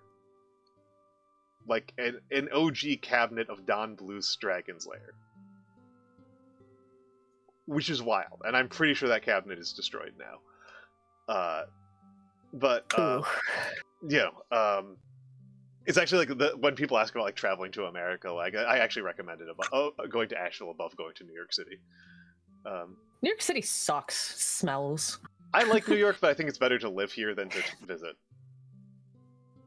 Like when people Every time I visit New York City, I have a terrible time. Fair enough. If you visit New York again, I can guarantee you will at least get a very nice dessert out of me. Oh, yeah. Just show up to your house. I want one cookie. Goodbye. I usually make cheesecake for people who visit. I want one cheesecake. Goodbye. Because that doesn't mail very well. Cookies it can mail. But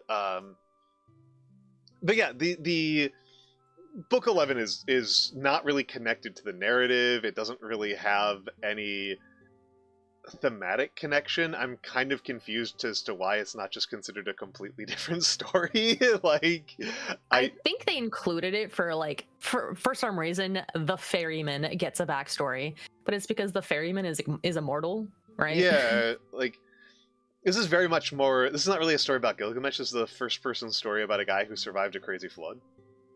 I think the reason it's connected is because like, do you really want to be immortal, like having these terrible memories that you have to live with for the rest of your life by yourself? I think that's why there's like this long winding conversation about why he's immortal, what happened with the flood, his backstory. Yeah. And the lesson was for young gung-ho 20-year-old Gilgamesh to understand that immortality ain't all that. Immortality ain't all that. And it does include this kind of interesting detail that for all of the shit talking that they did, they go all the way to the bottom. For all of the shit talking they did to Ishtar, they've dedicated a huge percentage of the city to a temple to Ishtar. Yeah, she's like the biggest problem on why Enkidu died. Yeah. Honestly, I think the reason she had such a big temple was, yeah, sorry for insulting you. If I fall in love again, please don't fuck with me anymore. Oh my goodness. It's so funny how hard they roast her. So let's go back to the yaoi. But yes, so that's the Epic of Gilgamesh as we have it in our 21st century state, right? That's the 21st century state of the Epic of Gilgamesh. Someone in chat earlier said, didn't they find another tablet recently? And if they did, I can't wait to read the 87 lines about. I do know that some of those dream sequences were on a tablet that Hobby Lobby bought. Why did Oh my goodness. Okay, well, you get to learn something really funny live on stream. Okay. Hobby Lobby is in actually quite a lot of trouble with the US government because they were paying ISIS. They were bankrolling ISIS in order to get their hands on ancient Sumerian necromancy. That's a lot to take in. Yes. There's a lot of hows, whats, and whys here. It's so funny. I've never. It's a craft store. So the part of the background that you that really helps a lot of it. Yeah, Hoopter has the answer. The people who own Hobby Lobby believe that the Earth is only 5,000 years old. Oh, were they trying to hide evidence of like? No, they think that like Gilgamesh tablets are actually like somehow in some very convoluted way evidence that the world is only actually 5,000 years old. I know sometimes like super people like that will like say like stuff that is older and like we can like date it is like tests by God to see if we believe in him. They aren't doing that. They're doing like a much more complicated narrative, which is usually a sign that something's gone very awry when you have to have like millions of pages of explanation as to why something that is clear in front of you is not the thing that is in front of you. I'm gonna need to do a deep dive research into Hobby Lobby. They're doing worse than I thought. But yeah, no, they're young Earth creationists. they're like lunatic Dominionist Christians at Hobby Lobby. Well, I knew they were crazy. That's why everyone always says to steal from Hobby Lobby. I didn't know they were funding ISIS. The funding ISIS part's so funny. Like, and it led to there have been multiple Sumerian necromancy is crazy. Yeah, it's really good. It's really good.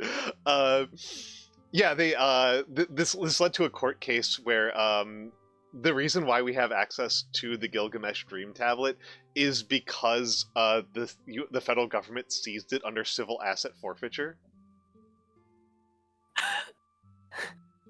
They also civil asset forfeited several thousand other clay artifacts. So there's a court case that is the United States government versus 2,000 assorted clay bulle. My God. This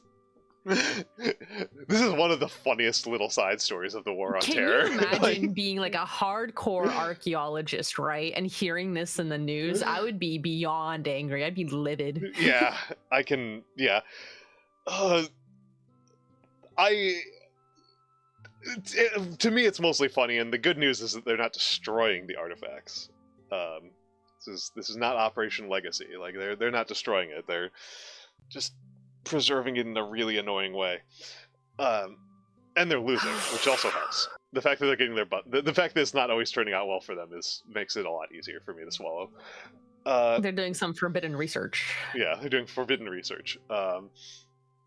And yes, so that actually gets us all to, we are almost 3 hours in, and that brings us to the point. Oh my God, yay! Why it changed my life. Yeah. When you're in high school, you're not a very happy person. At least I wasn't, right? I had been into writing from a young age. I always wanted to write my own book. And when I was 15, I self-published my own book. No links, because it has my real name on it, right?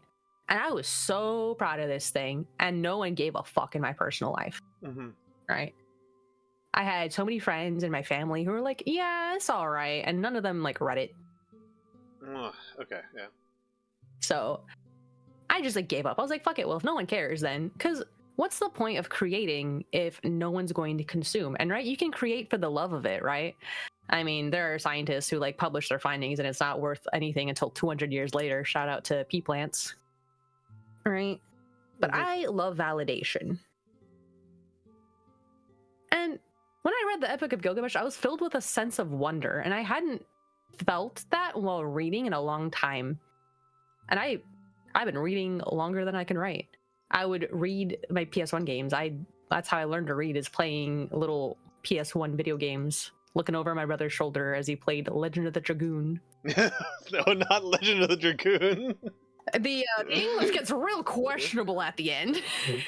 I also watched my younger brother play Legend of Dragoon while I was reading, and they start off so strong with the translation. They get so iffy.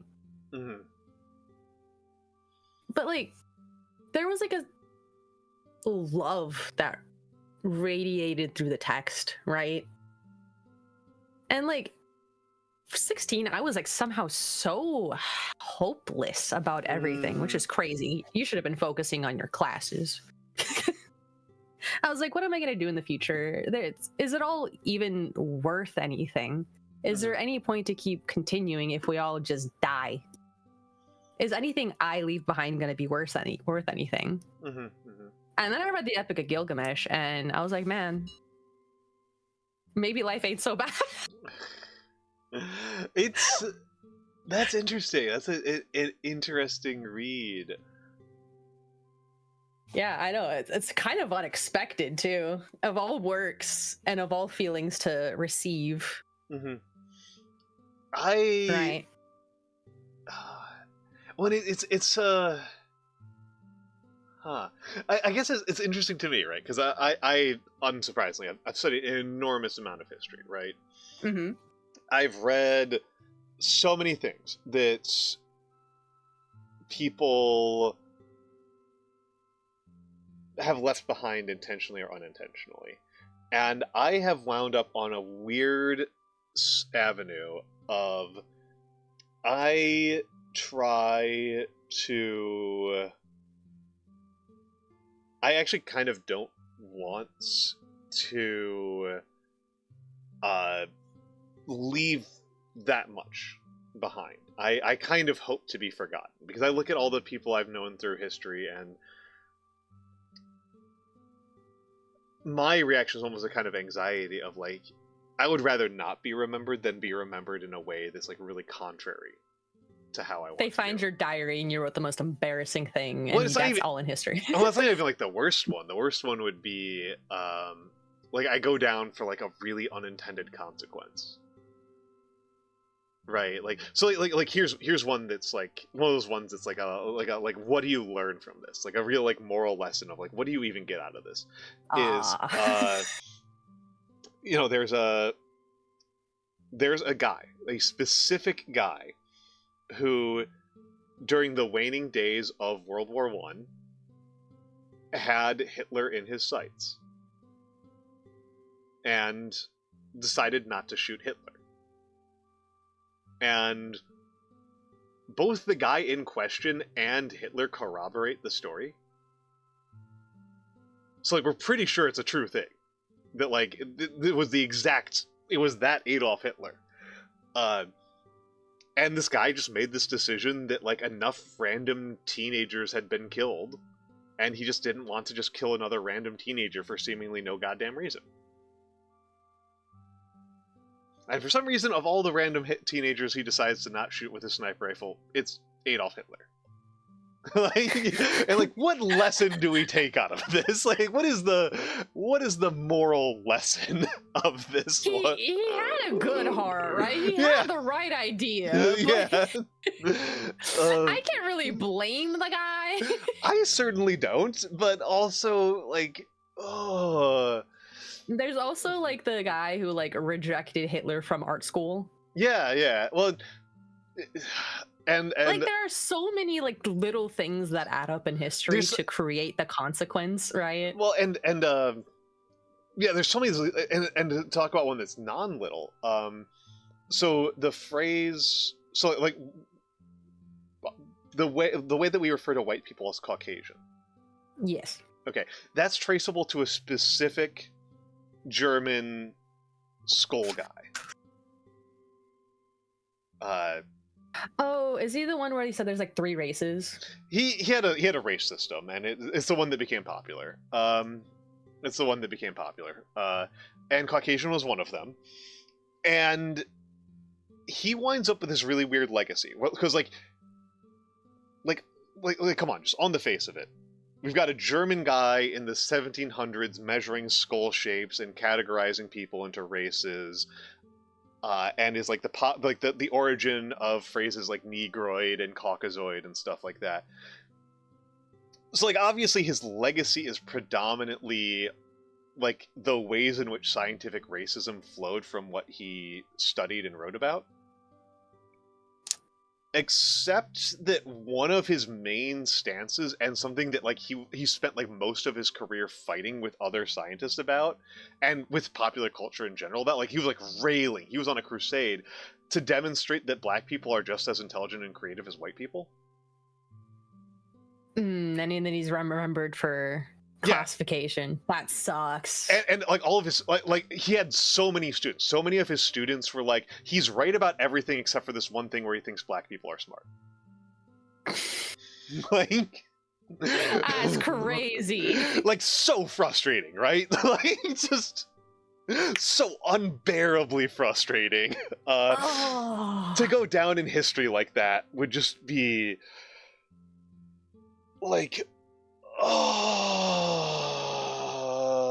like, it's so frustrating. And so, like, I'm kind of on the camp of, like, this is part of the reason why I like cooking and streaming so much. I like these art forms that are very ephemeral, that, like, leave very little legacy. When I say legacy, I don't mean, like, far-reaching legacy. I mean, like, legacy amongst the people who are near me, right? I believe the greatest form of living on is to live on in the memories of the people who know you and care about you. Oh, fair enough. And I mean, I will say that particularly in the context where you self-published and your No praise. no No praise, pats on the head. no pats on the head. Actually, Gringotts, if you are recording this one, thank you, because I normally try to hit start recording for this one, for this series, and I forgot this time, so I'm gonna have to download the VOD from Twitch. I'm gonna have to download the entire It's VOD. me! I've always forgotten! First you messed up the thumbnail, then you don't record me. I don't think I messed with the thumbnail. I thought the thumbnail turned out great. It did turn out great, but at first you forgot to change the name. That was not me. That was OBS. That was OBS being a silly billy, and I've changed the structure so it won't do that in the future. But yeah, I I mean, I don't mind some of my streams being remembered. There are definitely streams where like I'm just like, that was stupid and boring. Like that was a stupid, boring stream. Scrap that one. I cannot recommend it. Cannot advocate for people reading that one. Reading. What? Listening to that one. But yeah, so like particularly in this context you had where you that is particularly frustrating. There's if I published a book when I was 15, my parents would never have shut up about it, and they would still probably bring it up on a regular basis. And I think my aunt, who doesn't speak English, was like my biggest supporter, actually. She had been gifted a copy of the book from my dad, and she would just like bring it around in her little village in Ukraine and be like, my niece wrote this, and no one can read it because it's in English. Incredible. And they don't speak English. And also, well, and also like one of those things is like a little fun story inside the Epic of Gilgamesh is like Gilgamesh's mom just being like so supportive. Yeah, like you go with your male wife. Yeah, like let me give him a pendant and tell him to protect my son. They're together. They're together. They're so cute. They're so cute. My son's boyfriend is so strong and so powerful and is going to protect my son. He's almost as good as my son. Yeah, he's almost as good as my son. My god, like my 2/3 of a god's son. Oh my goodness. The looming ads and the wonder if I have got like 30 minutes of yap at least. I think we can take a break at this moment, and we'll be back in a few moments, chat. So enjoy the fan art and don't enjoy the ads if you can avoid it. The Taco Bell ads. Not the Taco Bell.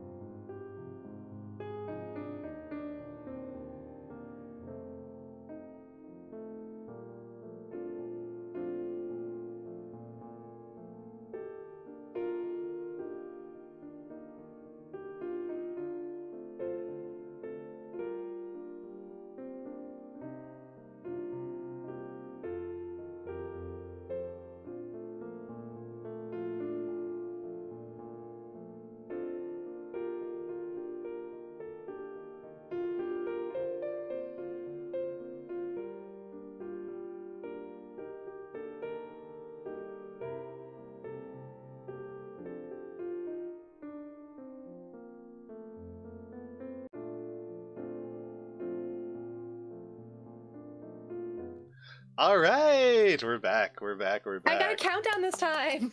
Yes. I remembered my own policies that I've implemented for really nobody's benefit other than my own. Uh, but yes.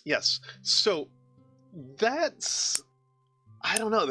I am reading this. It is kind of interesting to see these kind of differences, right? And it is a little bit interesting to have some of the difference be based on like parental relationships, right? Mhm. Like my parents are warm and loving to the point of being kind of smothering, and embarrassing, uh, more often than not, and I this is how my mom, would react. Like, Yeah, mine kind of tended to let me raise by myself. Both parents were almost always at work, and my older brother was not home.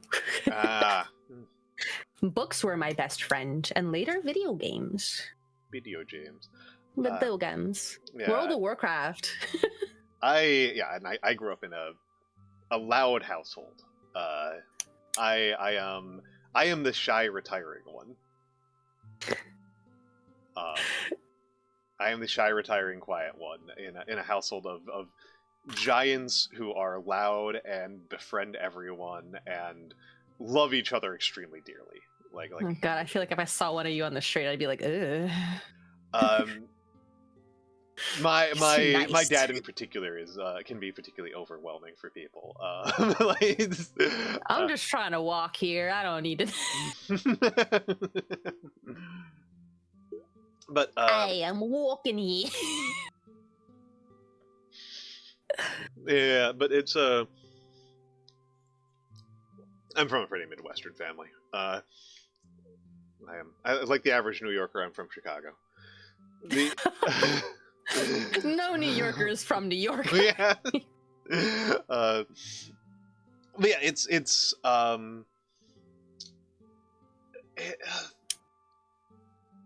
yeah, permanent tolerating. Yeah, I'm like I said, I'm the small one in the family. And particularly in terms of personality, and it's like reading this, like looking at this with that context about you does kind of like add a little bit of depth to what you were saying. That like there's a, how shall I say it? To me, it reads a little bit like in your family context, in the way that you grew up and were raised and lived, that there's a bit of a,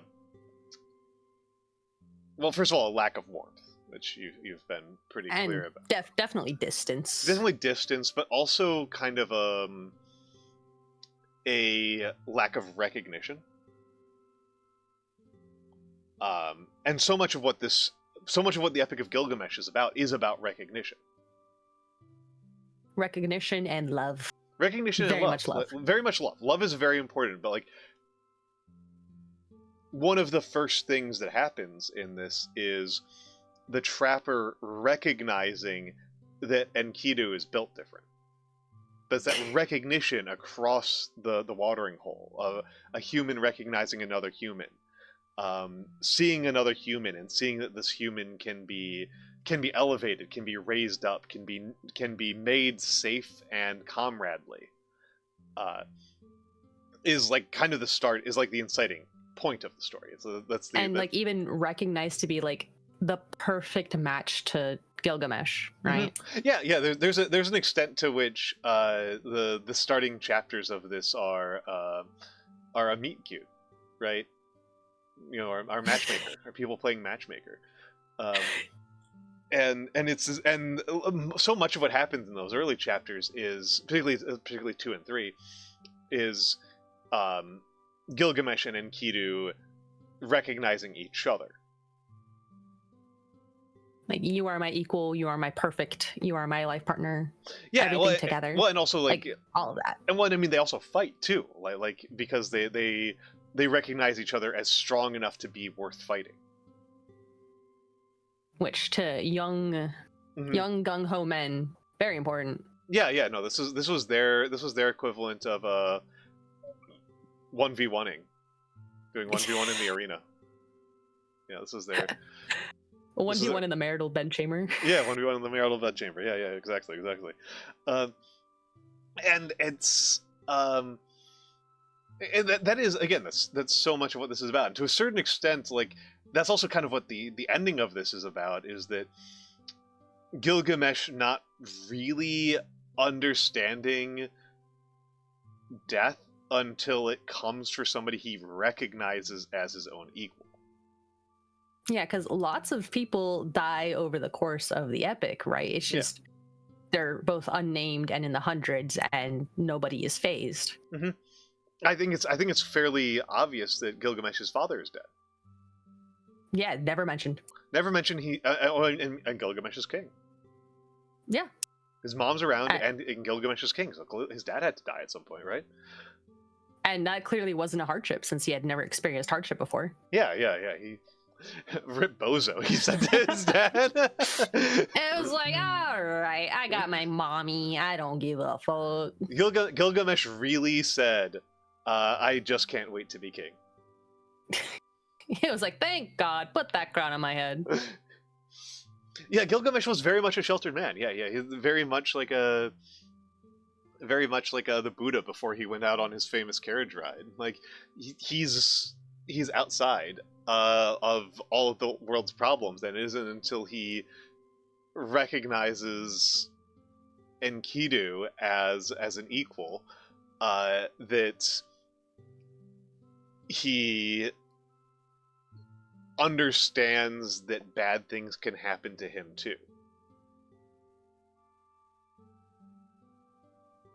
I just really liked that. I really liked a gung-ho, super arrogant, confident guy losing quite literally half of him. Yeah. Hello, Lady Pan. But yeah, it's he was this very sheltered man, and kind of gets made.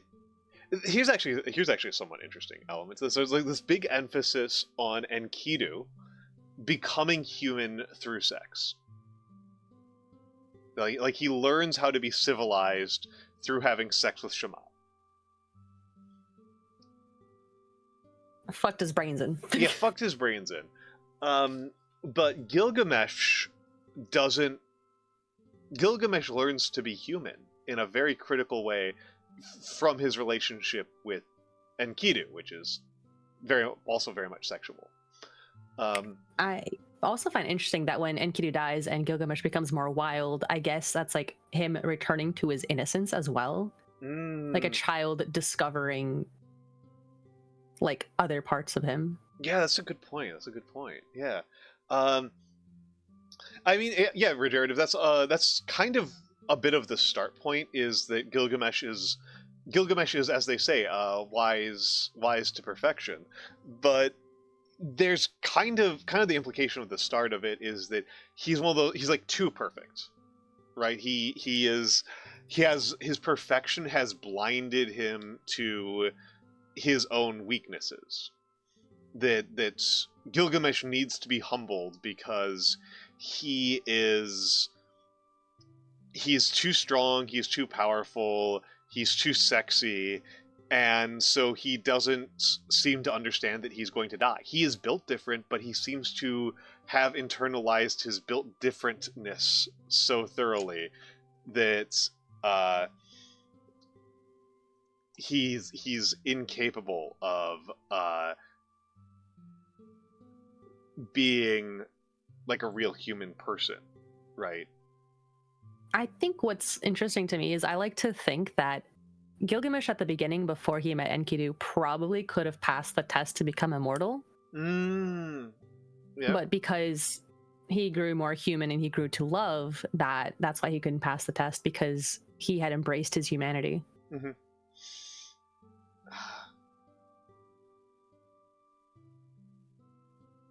Good stuff. And that's what I really like, is just like embracing your own humanity, your own emotions, letting yourself feel the things you need to feel in any time, and growing from it. No, I think he was still a tyrant at the end, probably, but there's no indication that he actually was a wise ruler. I don't know if he like. I like to believe he came back and was like, all right, I'm gonna kill less people, but I'm still gonna act the same. I mean, there's one counterpoint there.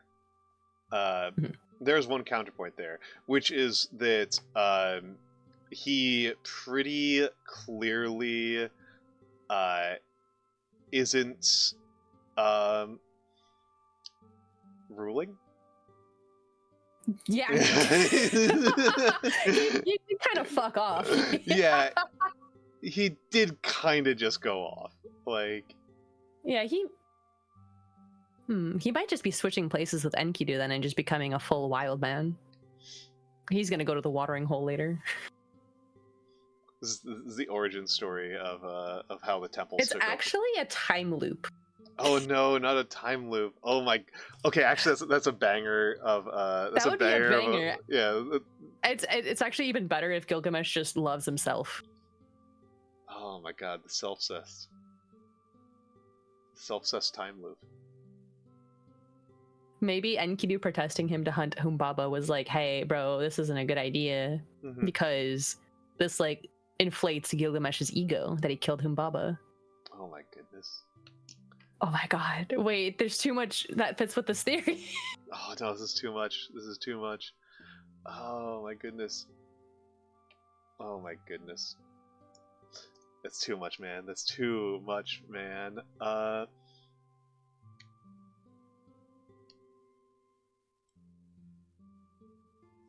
But yeah, with we are talking about the Epic of Gilgamesh, Jared. If we are talking about the original poem, we went through the original poem on all 11 tablets that matter. Arguably, we went through 11 tablets. We talked about tablet 11, but it's stupid. So neither of us respects it.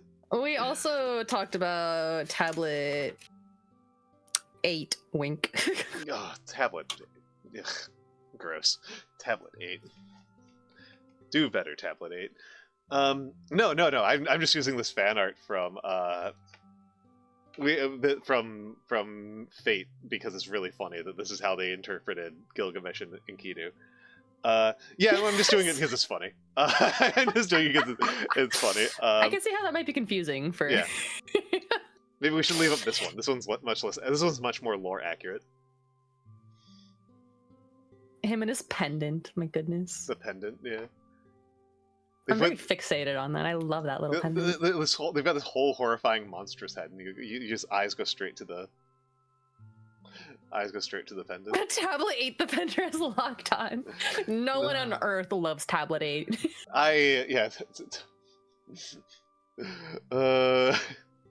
Tablet 8 has a story not even Gilgamesh himself could love. Come on, that's easy. Gilgamesh is not a lover. Gilgamesh is a fighter, not a lover. Yeah, Gilgamesh's one love has already died. really hitting me hard how much he does not love Shamat. She loves him. That's crazy. It's how one-sided it is. I think Enkidu likes Shamhat more than Gilgamesh. No, Enkidu definitely does. Enkidu is like Enkidu. That was life-changing boobies. Enkidu is clearly has a lot of gratitude towards Shamat, clearly views Shamat very favorably. They seem to still be friends. Gilgamesh is just like... He doesn't give a fuck about her. He does not. Barely knows her name. This is like... This is likes her in the same way that he likes a piece of furniture. She looks nice in the palace. Pretty sure he literally talks about some of the furniture more than he talks about Shamat. I'm pretty sure he talks about the cedar door. He talks about like oils more than he talks about Shamat. Yeah, for sure. I'm pretty sure those are gators. I do like the cows in this art. They look horrified. The cows are not having it. The cows are not. I also like this duck that is just like fully blanked out. I love the duckling who does not give a fuck. The duckling who's happy and the mother duck who is losing her mind.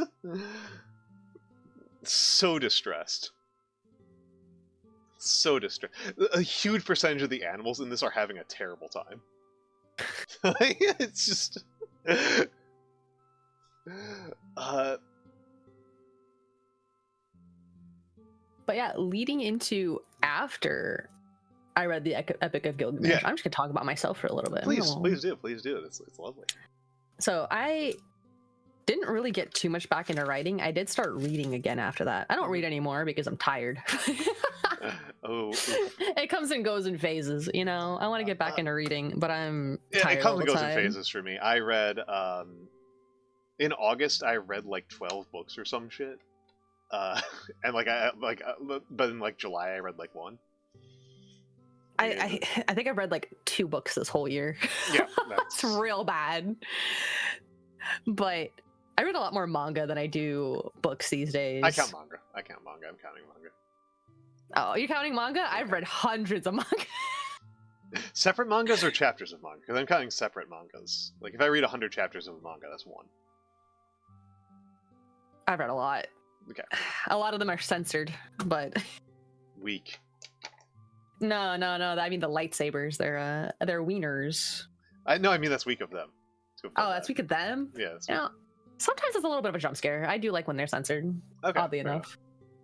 All right. But shortly after this was quite funny. One of my favorite streamers at the time started playing Dungeons and Dragons on stream. Right. Okay. And I was like, holy shit. You know what every writer hates? Writing. They like to tell stories. You know what you can do without writing? Tell stories by playing Dungeons and Dragons. And you get recognized because you're all playing together.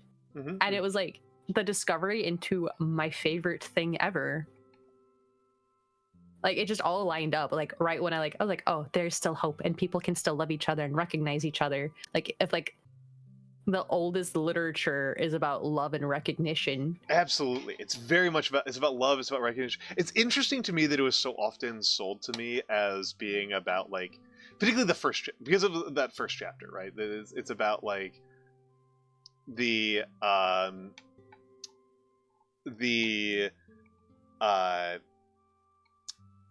civilizing of Enkidu, mm-hmm. which is like that's rich, like sociological narrative, right? That's rich sociology narrative right there. That like, yeah, this is the story about these like grand social narratives and grand changes and blah blah blah, and then but then I think it's much more about these two perfect himbos. It's very much about discovering humanity, which I didn't expect like the oldest literature known to man to be about humanity. Yeah. It's honestly a kind of funny counterpoint to like a thing I've seen occasionally, like Zach Wienersmith in particular, the comic artist, makes this joke that like the oldest story is a mother saying to her kid, one time there was a little kid who didn't listen to his parents and he died. That like the oldest literature would be like a weaker, dumber story. And I just don't think that that's really true. I think that this is a story it's definitely alien. Right? It's definitely alien and odd. There are parts of it that don't fit our modern sensibilities, and some of those are because of like genre. And Shamhat's like whole role. Shamhat's whole role is like a big one in terms of like it doesn't fit within like any of the social order that we've had since like ancient Greece. Shamhat's a kind of incomprehensible character to the entire post-Bronze Age Western tradition. The repetition is something that like makes sense if you've read other epic poems. It like makes sense in the epic and lyric poetry tradition. Shout out to the Odyssey. But like to like a 21st century reader who like loses their goddamn shit at listening to the entire anime opening every anime episode. This is like just weird, right? It's just weird. And it's obviously there's a lot of like unfamiliar names that they expect you to know. Like you just kind of have to know who Anu is and Uruk, and what Uruk is, and blah blah blah. But it's ultimately actually is still a pretty Modern. fundamental story. Yeah, actually, I think calling it modern is actually pretty good. Like when people talk about like, oh, like how prestige television is all like these advanced, complicated stories about bad men being sad. It's like that's what this is about. Like you could honestly, like if you change the year and just set it into like rural Alaska, Hmm. right? You could still kind of have the same story. Yeah, absolutely. I mean, this you could look at like a mafia story like this, right? Like you, there's a lot of stories that would be like this, and at the end of the day, the fundamental nature of this story is dude thinks he's invincible and figures out that he's not. And what's killer to me is that he himself does not suffer any physical harm. It's the physical loss of his male wife. Yeah, yeah. Which is so fascinating to me because normally, right, and like even in modern media, like especially in modern media, it's not like the hero losing his friends, it's the hero having a near-death experience. Gilgamesh himself does not come close to death. That's true. It's true. It's true. God, it was. A lot of this reads to me as honestly pretty similar to Breaking Bad. You know what? Right? Oh my god! Right? Oh wow! I didn't finish season 5, but that is an analogy. That is a. Who is Skylar Shamhat? I mean, it's not perfect because I think we're supposed to sympathize. I feel like Gilgamesh is not like a particularly good guy, but I feel like he's a much more sympathetic character than Walter White. He's more feared than liked. He's more feared than liked, but he's also still more sympathetic than Walter White. Well, Gilgamesh has the added bonus of he's being read in text, and the gods, the narrator, are glazing him up. Meanwhile, Walter White, we see him raw for who he is with the camera lens. Well, and also like the so here's the raw things that we see Gilgamesh do in the text, right? Is like he kills the Humbaba even though the Humbaba is begging for his life. And he roasts the hell out of Ishtar.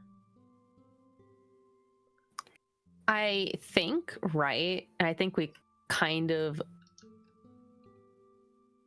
didn't go over this part very much, but like in tablet 1, like it says Gilgamesh does not leave a girl to her mother, which I'm assuming implies that he sleeps with every woman.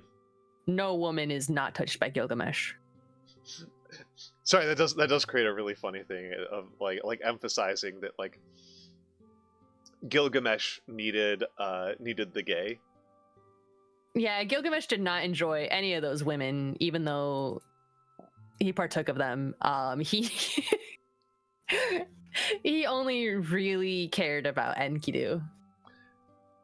Life-changing dick. Life-changing. Life-changing dick. Just an incredible concept. And it does kind of lead a little bit of credence to a there's a interesting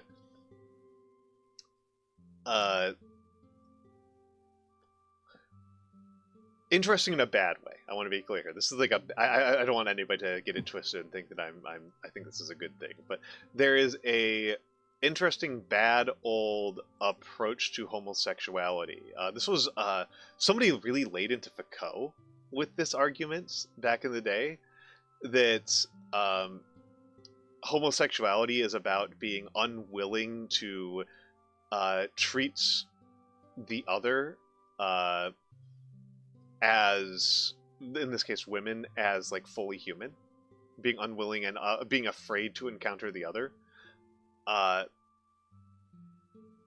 and that's a kind of interesting way to look at this. That's a kind of interesting way to look at this. That they're still that Gilgamesh, like, he can have sex with women, and like, other than his mom, he doesn't really care about any women. But as soon as he's having sex with men, men are people that he can care about. But I don't think that that works as a frame of analysis, because then it wouldn't have had to have been Enkidu specifically. You know, it has to be this other god. This other godlike human. I mean, Enkidu was literally made to be perfect to him. Yeah, so. Enkidu is literally made for him. This is his true love. This is his true love. And man, now I'm just thinking about it again, like how much the gods in this are just kind of arbitrary assholes. For like no reason. For like no reason. Like Ishtar at least is like insulted, but also is kind of like, she's kind of a whiny baby about it. well, she kills 300 people at least. She would have killed more had like Enkidu not been like, yo, Gil, let's kill this fucker. Yeah, absolutely. And he was prepared to starve her people. Mm-hmm. Absolutely, absolutely. A disaster. Absolutely disaster.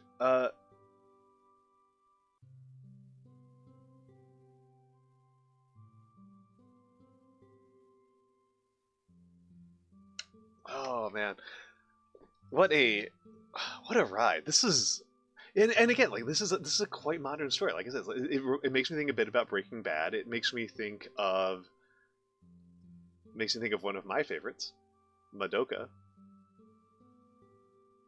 Madoka is very Epic of Gilgamesh-y. Yeah, I know, right?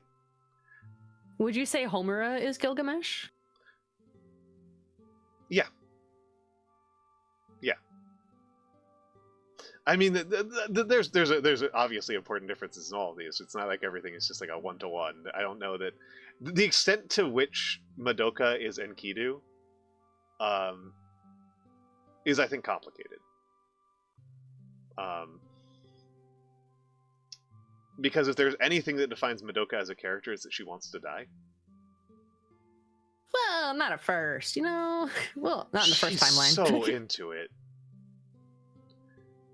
Like, my god, she romanticizes self-sacrifice so ridiculously. She's 12. Yeah, it's just like so funny that that it catches people off guard. It's like, did you not notice those conversations that she's having with her mom?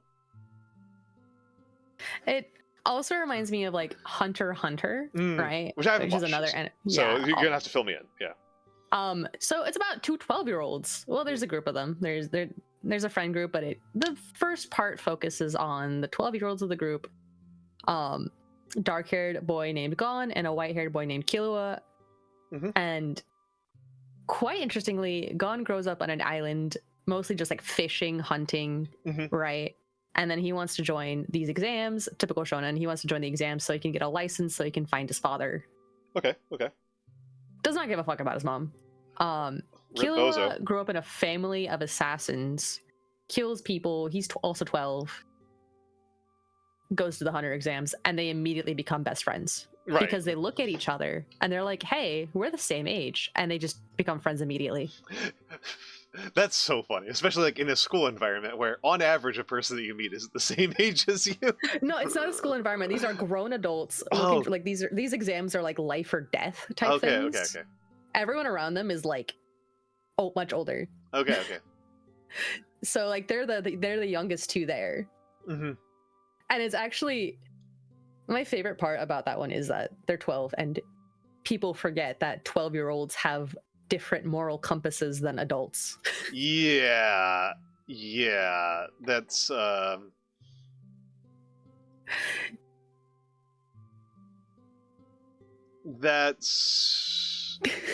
yes. That's a fair way to put it. And I mean, it's the question of like the internal moral compass is a really interesting one, and It's because like they haven't been told right from wrong, especially with their upbringing. You know, when going yeah, they just didn't have people to guide them, well, and they're 12. well, and I mean, like when we're looking at Gilgamesh, like what are the ethics of what these fuckers are doing? what these clowns are doing? Like, is this right? I mean, no one said killing Humbaba was a bad thing. They just said it was a suicide mission. And like you, and there's just something that's like so funny about the fact that like they meet Humbaba, and it's very obvious in the text that somebody has lied. Because they say his breath is death. But clearly they're having whole conversations. Yeah, they're having a whole conversation, so maybe it's just simply not death to divinities with enough poison resistance stacks or whatever. Like maybe that's why they have to carry around a 30-kilogram axe, is because it gives poison resistance or something like that. But like clearly it's not death. So clearly somebody's lied to them, and Humbaba, the impression you really get is that Humbaba's just like a dude. they were being metaphorical about death. He just smells bad. He hasn't brushed his teeth since he was born. Could the Epic of Gilgamesh have been solved with a toothbrush? With the invention of dentistry. That's a real lesson here, is that we should appreciate dentistry in the modern age. But yeah, this is very much a book about recognition, and again, in the case of like your own personal relationship with it, where the lack of recognition from others had such an effect on you. Yeah. And now you're a cute, bratty, sleepy VTuber. I know. I didn't get enough attention in my childhood. I need to be. This is why you should pay attention to your children, everybody. I mean, my parents paid a lot of attention to me, and I still became a VTuber. You're very much a more well-adjusted person than I. We just haven't gotten into it. We just haven't gotten into it. We all have our own darknesses. Yeah, but so the conflict with Humbaba is solved by the invention of toothpaste. It becomes a Terry Pratchett book. That's yeah. Yeah. Oh my goodness. Oh my goodness. It's my lord.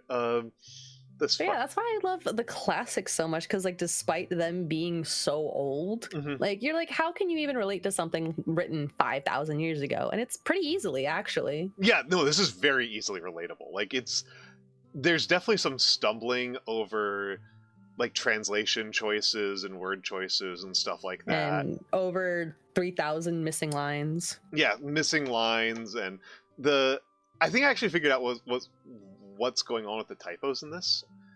I don't know why it didn't occur to me, but like the typos to me look like these are artifacts of machine scanning. Yeah, that like would make sense as they're well. mixing up like ones and eyes.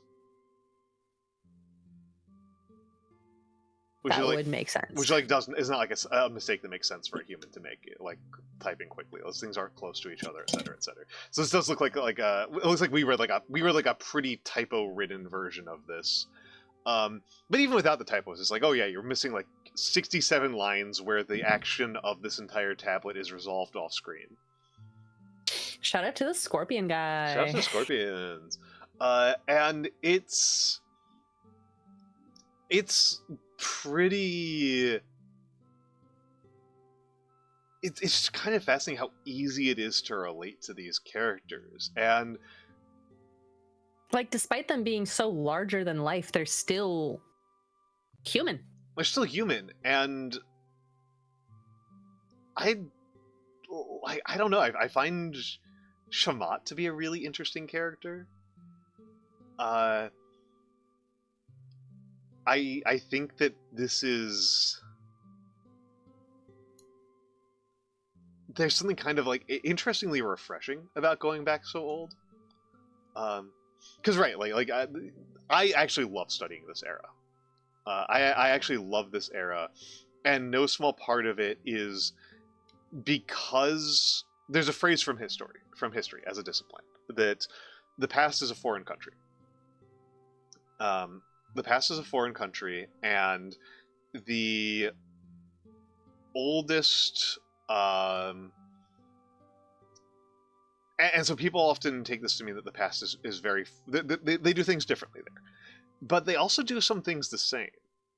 And what I have really gotten out of doing a lot of, one of those things I really have enjoyed about reading lots of historical works and reading older books and stuff like that is sometimes what they do differently is not what you expect, and sometimes what they do the same is not what you expect.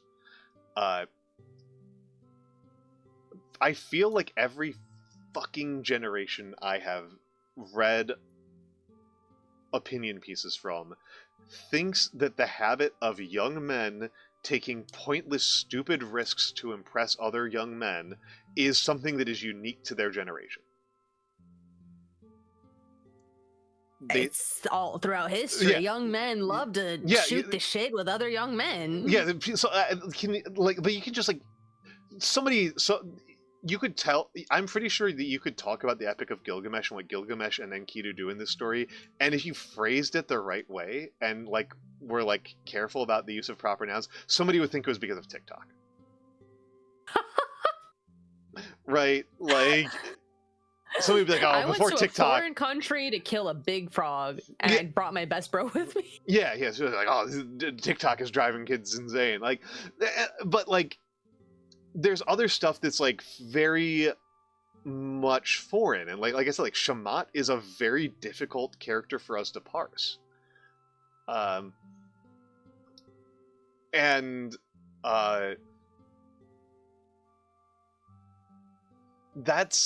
That is a difference, and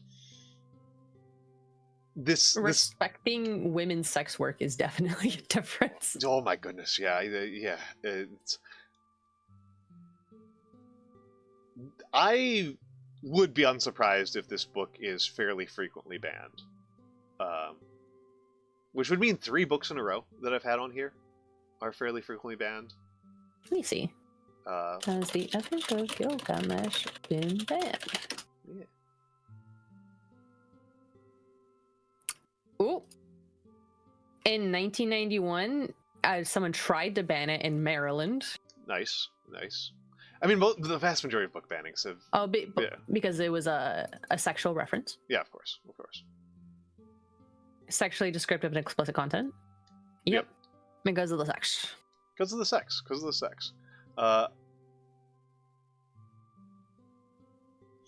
Just because of the sex. Is it a story about guys being dudes, or is it a story about dudes being guys? Profound question here, Gringotts. Couple of dudes being gay. A couple of dudes being very gay, for sure. It's so funny that you loved him as a wife. So funny, so fucking funny.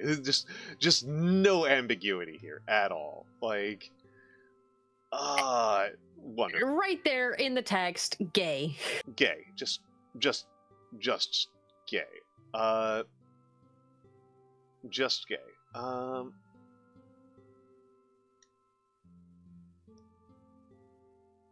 They are each other's wives. Yeah. No. Just maximum male wife maxing. These folks are male wife maxing. Just beautiful story about that, but it's so... I don't know. It's such a... I feel like once you read this, though, right, you can see in other forms of media. I don't even relate to the Breaking Bad one, but seeing in other forms of media how it can still relate to the Epic of Gilgamesh. The eternally blessed one who succeeds against all odds, even though he should be cast down, and then his companion who gets cast down. Yes. Absolutely. And you don't realize it. When at least when I was taught in school about like the initial archetypes, right? Mm-hmm. I don't think we ever really covered archetypes that were in frequently in Gilgamesh, right? Mm-hmm, mm-hmm. But they're so ever present as well. So ever present, so ever present. And it's I do think that a lot of this is just very much a question of like these are just kind of fundamentally well written characters because they're very much people, right? They're very much people. The gods are not, which is interesting. The gods are maniacs. Yeah, I think like all the human characters like have depth, they're likable, and then all the gods, you're like, fuck this guy. Yeah, honestly, even the trapper who has like nothing, like he's such a minor character who just like exists because they need to like they don't just want to just airdrop Enkidu onto Gilgamesh's lap, right? Like they want to draw that out. They just have this well-meaning guy go like, hey, what the fuck do I do about this guy? I'm a little worried. Yeah, this guy scares me. Like that's But he doesn't go out to hunt or kill him and like do anything cruel. He goes out of his way to like seek counsel. Mm-hmm. Seek counsel and choose the peaceful option. Choose the peaceful option, which is fuck this guy's brains into him. Which every god in this book has not chosen the peaceful option. They went straight to violence. Yeah, they went hard. They went frigging hard. They went absolutely frigging hard. Which sometimes I might think that like gods might be an allegory for like a natural disaster rather than like an actual character. Mm-hmm. I mean, so that's like the thing, right? Is that like since they are forces of nature, right? Well, I mean, like these are old gods. These are the old gods, and they're working on the old logic, and the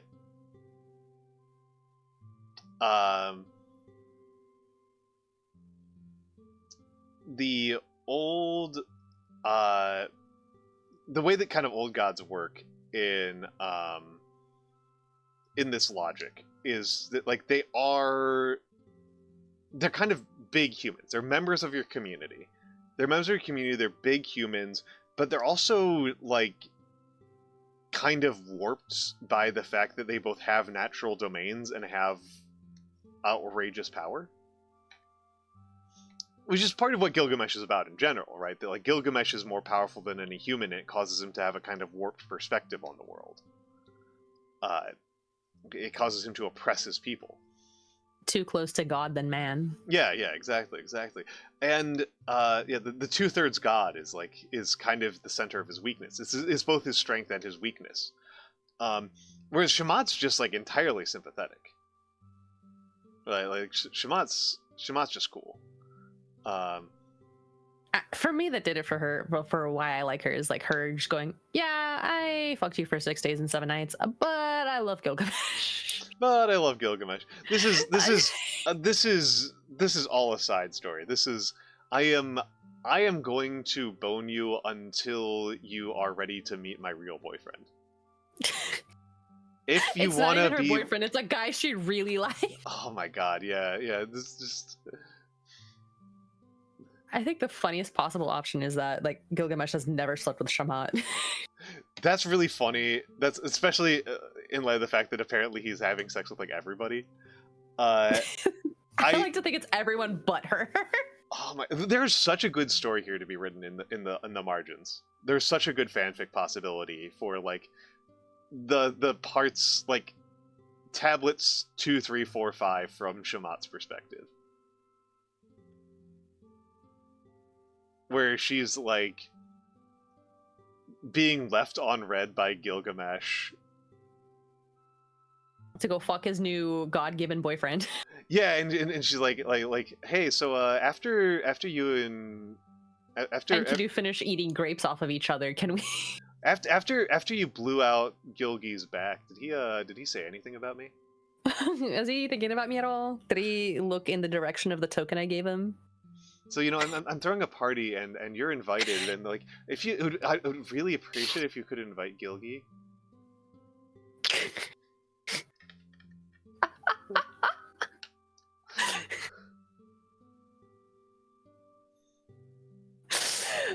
He is not seeing you, girl. I'm so sorry. It's so bad. It's so rough.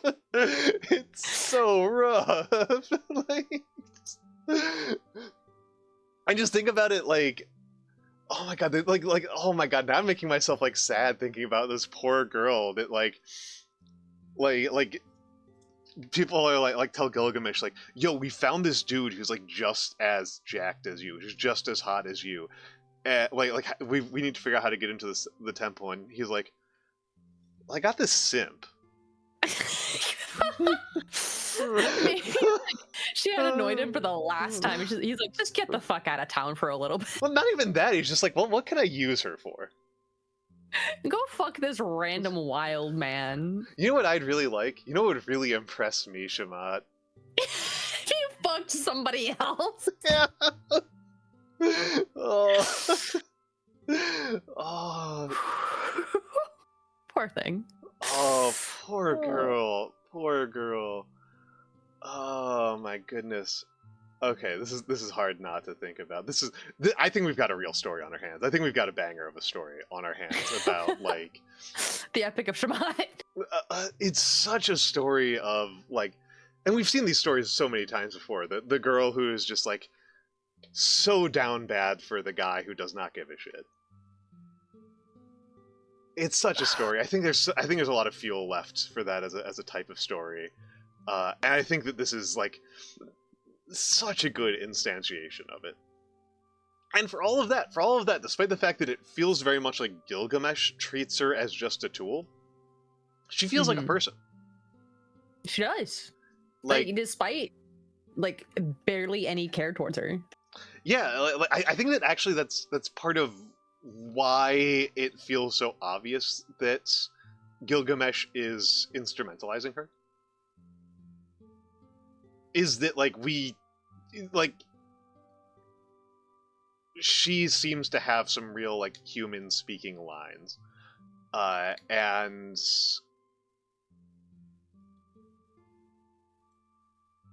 I think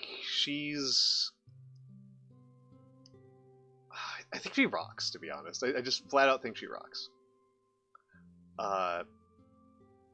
I just flat out think she rocks, and I think she deserves better, though I could hardly say she would deserve worse. And justice for Shamat. That's kind of my lesson here. But yeah, that's why I love Gilgamesh. That like rules. We are united through love. Humanity is about love. Humanity is about love. Humanity is about seeing each other. It's about the connections we form between each other. And yeah, that's so much of what the last parts of it are about. Like it's easy to, I guess it's like non-trivially about seeing Gilgamesh finally realizing that he's going to die, but a lot of why he is going so insane and writing a gratefully lost 85 lines of whining is that he's had his first really true connection with another person severed. And like, you know, I think I gathered my own meaning of life. Like this is when I discovered my meaning of my life, I guess. It's just like to seek connection with others and to enjoy the joy we have with each other, especially with like Enkidu's speech to Gilgamesh as he's dying and like trying to remember all the good times and facing his death with grace. Like that really resonated with me, and it's like, okay, well, I guess I should just live my life to the fullest then. I'm only 16. Back when I was 16. Reading this for the first time as a young lass who was very hopeless, very unrecognized, or at least I felt like I was, you know. Just it came at a good time, right? And the fact that it was like one of the best things I've ever read still. No, I got some chills from this one. This rocked. It's a good short read. Everyone should read it. Everyone should go. Yeah. Everyone should read at least one ancient text. This is a good one. This one's short. Again, I have it linked in the pin. I have it pinned. Linked in the pin. Pinned in the links. It's right there. Easy easy read. It's 51 pages. It's And the only things you might end up Googling are like names of like gods and stuff. Mm-hmm. Yeah. It's really easy. It's I think that's a good note to end on. Yeah, I do want to real quick end on like how my presentation went, by the way. Yeah. Because this was a school project. Yeah. I got a 95 on my presentation. Excellent, excellent. Do you want to know why I wasn't 100? Let's hear, let's hear. This was a 3-person group project, right? And you know how short it is, right? Mm-hmm. We had 2 weeks to do this. So my roommate and I had read it 2 weeks before, and we started organizing the slides. And our third partner was like, "Oh, I'm so busy, I can't work on it." And we were like, "Well, at least read the book and we'll prepare you note cards." She never ended up reading the book. No. And barely looked over our note cards. And in the book that we read it in, like a tiny little like flat book, was 81 pages. She kept making excuses why she did. This was high school. You had time. Over 2 weeks. And so on our notes for our presentation, our teacher wrote, "It seems like not everyone knew what they were talking about. That's why we got 5 points off." No, incredible. There we go. I just had to add that. No, that's incredible, and it's also so goofy, and that's so goofy. By the way, those ads are not actually looming. I'm using some snoozes so that we don't have to care about it. I always save my snoozes for the end for exactly this reason. But yeah, it was very poetic for the fact that it was the Epic of Gilgamesh as well. True. True.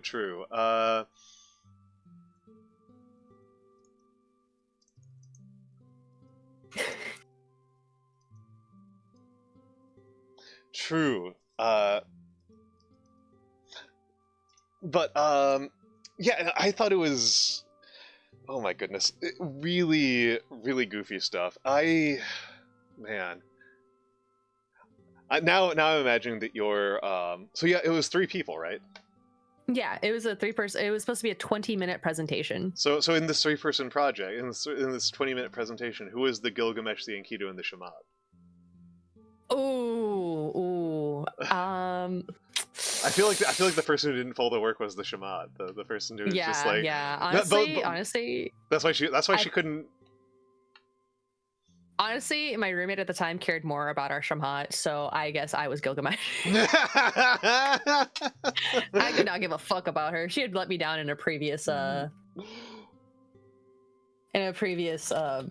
project, so. Oh my goodness. Oh my goodness. What a... Okay. Okay, I think that that's a good enough place to wrap up. And I think we're going to raid out to... Actually, hold on. Before we set up the raid messages or anything like that, most important part of this whole thing. Do you have anything you would like to plug, Iris? Just me. Just you. No incipient